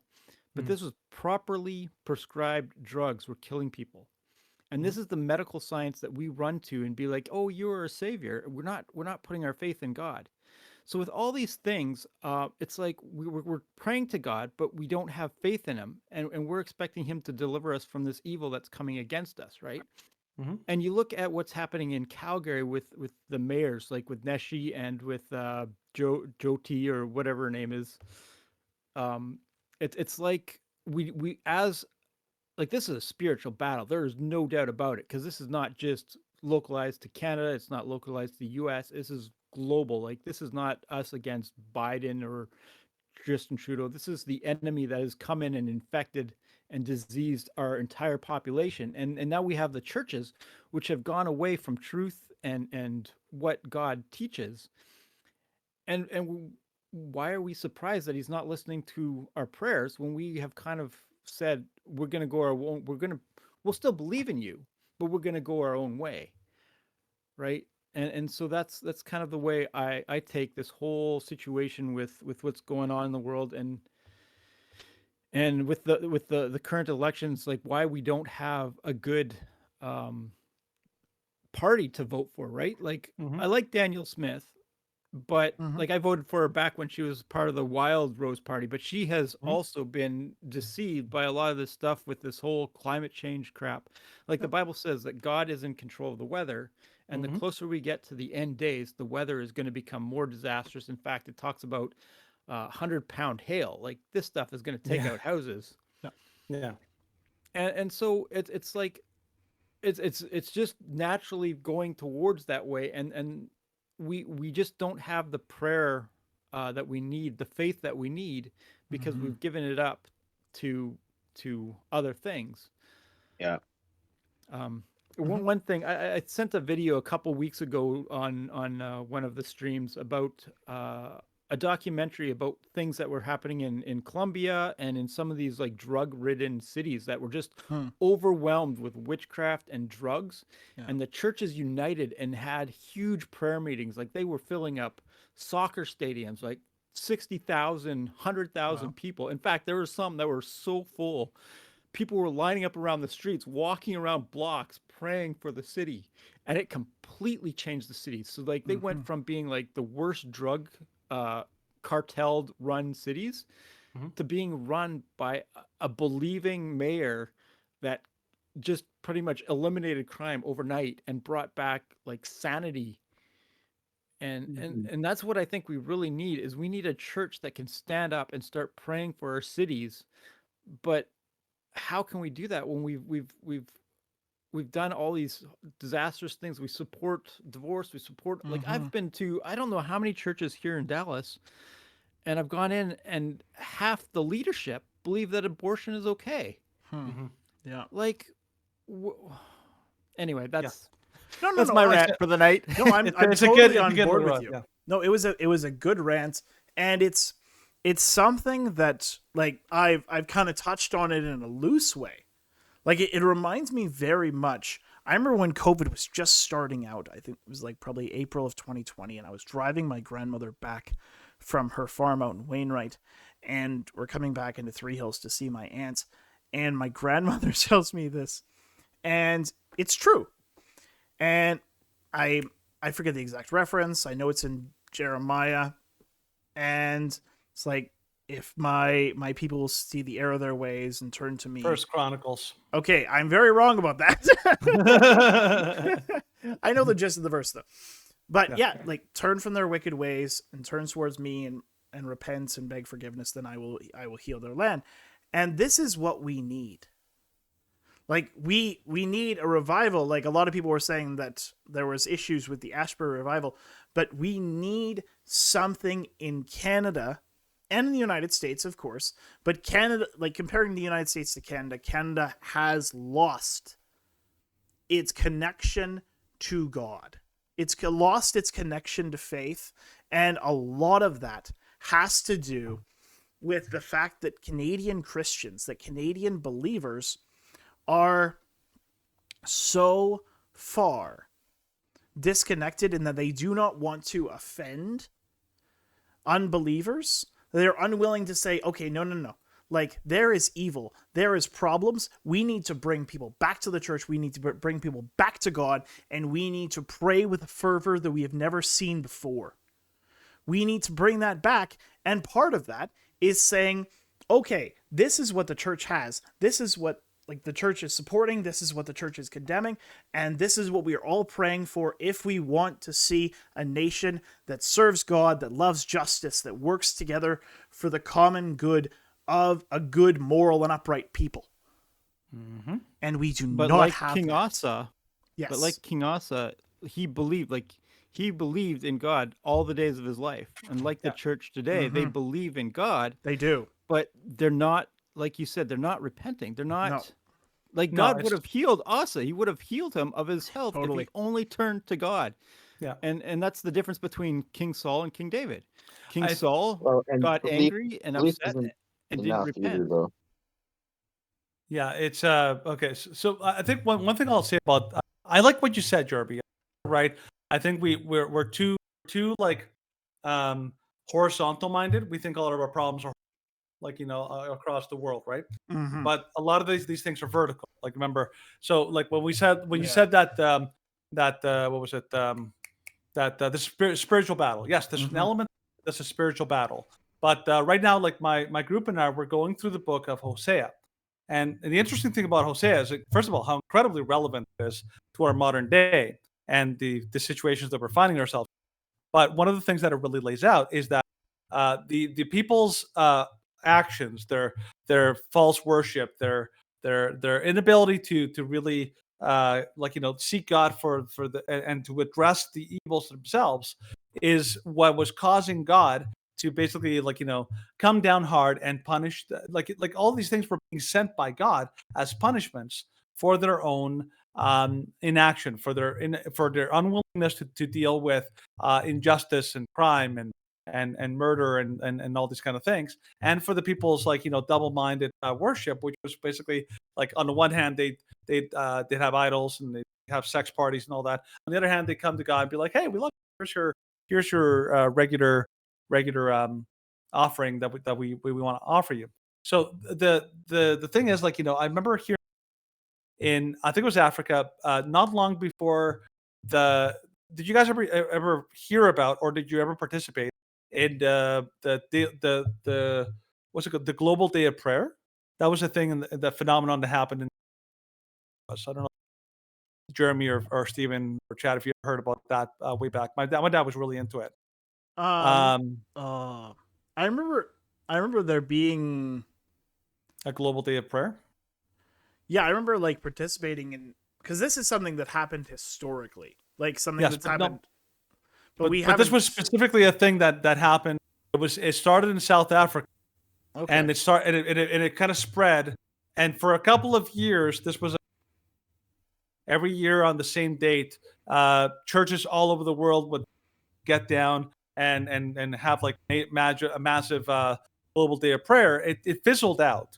But the thing that led to it, but I thought was really cool, the stories I heard about, my dad was shared this with me, is that there were entire cities that they basically tried everything, like Jeremy was saying, to try to turn these cities around. Crime and corruption and evil and everything was horrible, and they could not find a way out of it. And then they prayed in a very devoted fashion, and it created change in society that was massive. So I agree. If we are looking to Daniel Smith and UCP, or for America's Donald Trump or Ron DeSantis to be their saviors, or anything like that, they're not going to help. Going to be no. It's always going to go downhill, because the root cause of the problems that we're seeing in our society are not primarily bad people do bad things. They're primarily, God has handed us basically our enemies, and our enemies are basically getting away with basically doing whatever they want, right? So so the idea here is that we're misdiagnosing the problem.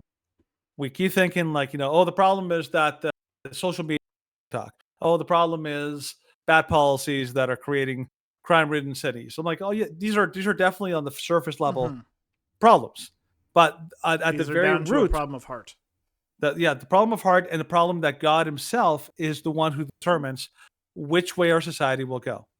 And if you want our society to pull out of this tailspin that we're in, ultimately the source will have to God, and there are ways that we can do it, but we have to really bear down and actually make it happen.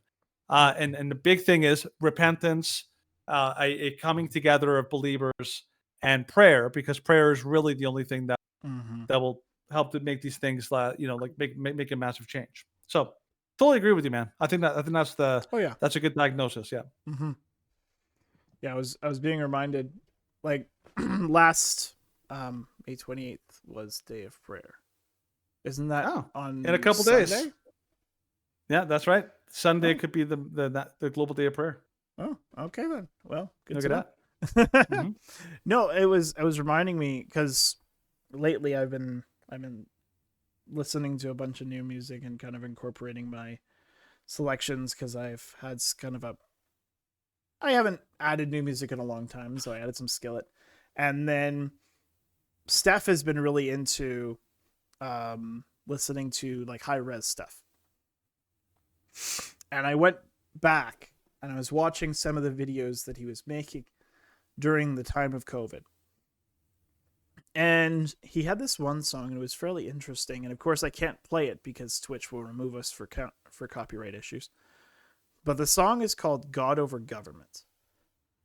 And it's basically just yep, we have a massive movement because we know that the government is not something we should be looking forward to. The government is something we should be looking up to. The government is something that we should be speaking into, because we speak with the power of God.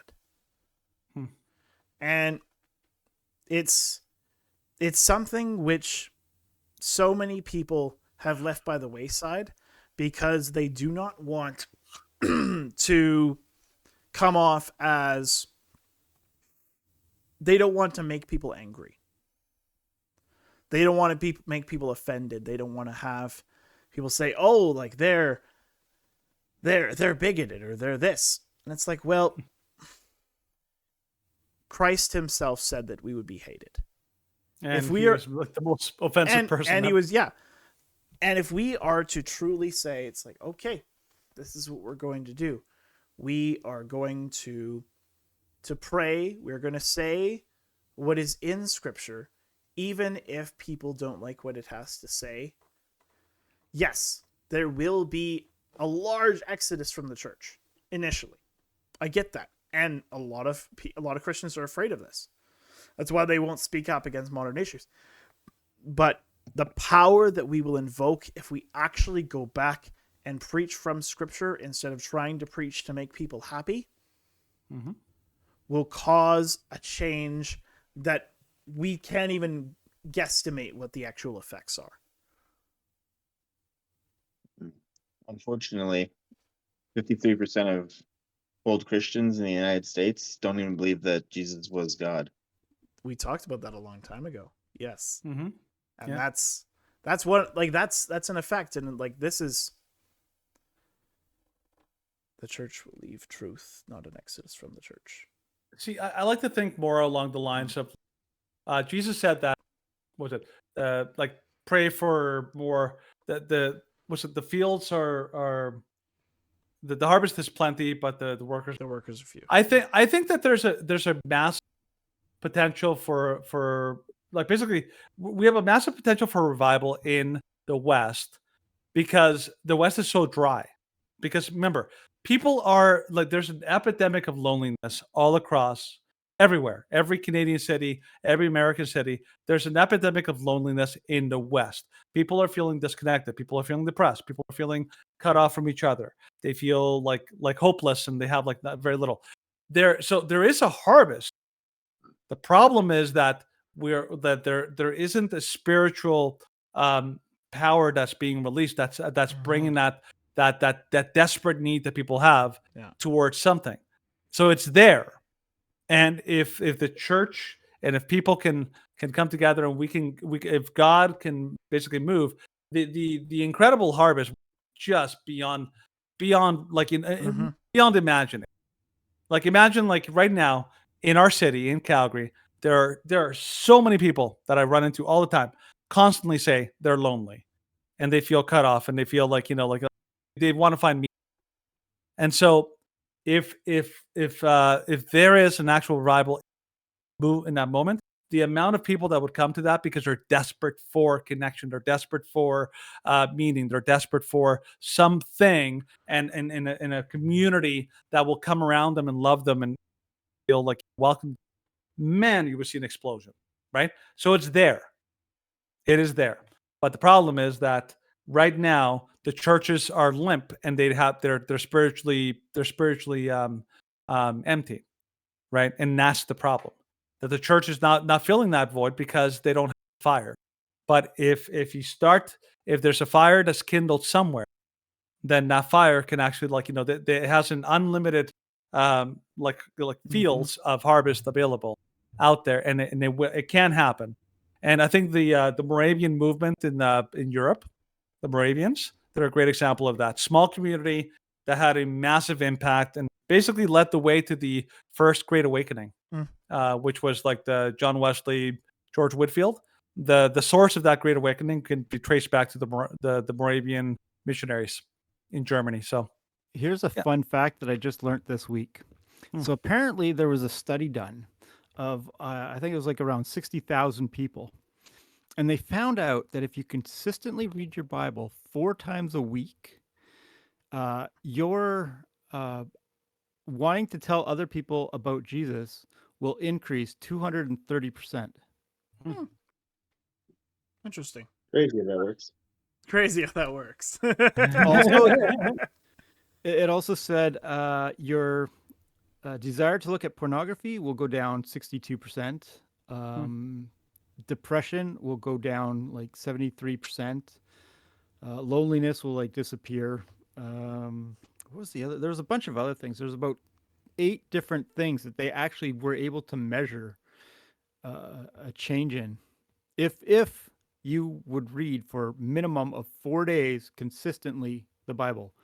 But I fear that most people in the church don't read their Bible anymore and only do it when either at a Bible study or at church, which is like 2 days a week, and it's not even consistently. I've been to Bible studies where they didn't do much reading the Bible either. It's all questions off of a sheet. How is it a Bible study if you're not studying the Bible? Yeah, that's weird. Good question. Yeah, I think Bible studies they fall into the trap of being too topical, rather than actually going into and delving into like Scripture itself and for what it is. That's what we're doing right now when we're studying Hosea. We literally just go through it and we're like, okay, here's this verse. Let's talk about what it is and figure it out together. That's basically what we do. That's basically what I do too. And I think I'm guessing Chad really likes it. I'm guessing Chad really likes it. Yeah, it's all right. It's all right. Yeah. There's a church out of Portland, of all places. Oh. And what they do is they go through the Bible verse by verse, chapter by chapter, and he just gives so much information. It's just so awesome. Like they're taking 15 years to go through the Bible, like book by book, chapter by chapter. And there's even a couple of Bible studies that you can do where you go through the Bible in a year. Like these are some things that are really good, just suggestions. Yeah, my dad's a minister in Ontario, and he spent the last 6 months doing a series on, I think it was like Matthew 15 or something like that. Yeah, it's always good. Like the more you examine the Bible, the better, because I find prayer to be more challenging than Bible reading. Bible reading is it's so amazing. There's so many different ways that you can study, understand different contexts about the language, the constantly about the Bible. I just never get tired of it. It's prayer that I find difficult. I think that's something that definitely have to work on as I grow in my faith. But it's something that you, as you go, you gain more insights and more tips on how to like improve it. So yeah, definitely something. It's something that it's a good example of like, where fake it till you can really basically like, have a positive impact. Yep. Because in this case, the more Bible you read, it's not that it's never going to do you any harm. No. But eventually you'll like just by reading the word itself has power. It's a spiritually infused book. It's the words of God have power himself, so they will change you no matter what. Sorry? Yeah. The hearing of the word transforms your mind and builds faith. Exactly. And then as these concepts of the Bible become part of your memory, it'll become very, very much more relevant to your life. I find that all the time. I can change my thinking, my negative thinking, immediately if I remember what the Bible says about this topic or that topic, and particularly what I'm going through. So okay, so I need to cut it off because we're at 3 almost. We're getting close to 3 hours now. One thing I will say, just to kind of reference all the stuff that's been going on in the chat, DJ, I really appreciate your chat. Yeah. If you want to reach out and talk with us more about this stuff and be in communication, I open invite. Like, if you want to add us on Facebook or Twitter and have conversations sometime, we're down for it. Like, we're diehard students of the Bible. Well, that too.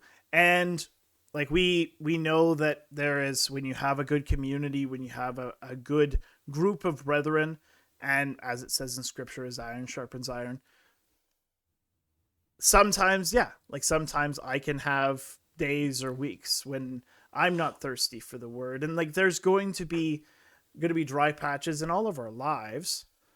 Yeah. So anytime you want to reach out, we're totally down for it. That being Amen. Now, on Amen. top of this, it is now we've been going on for 2 hours and 55 minutes. So 3 hours. Just call it 3 hours. yeah, basically 3 hours. This has been, I have really, really enjoyed this conversation. I tried to reach out many, many times, get people to join on that had different opinions, especially to join the Discord. A couple came in the chat, but despite my frequent encouragement, did not come on the Discord. That is okay. We're going to do this once a month. It's going to be the final Thursday of every month.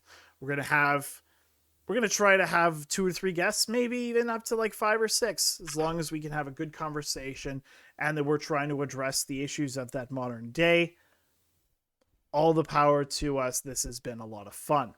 That being said, for people who are watching or listening, if you can find us, you can find us on our video platforms on BitChute and Rumble. Sometimes we're also on YouTube, but that's usually more of like the safer content.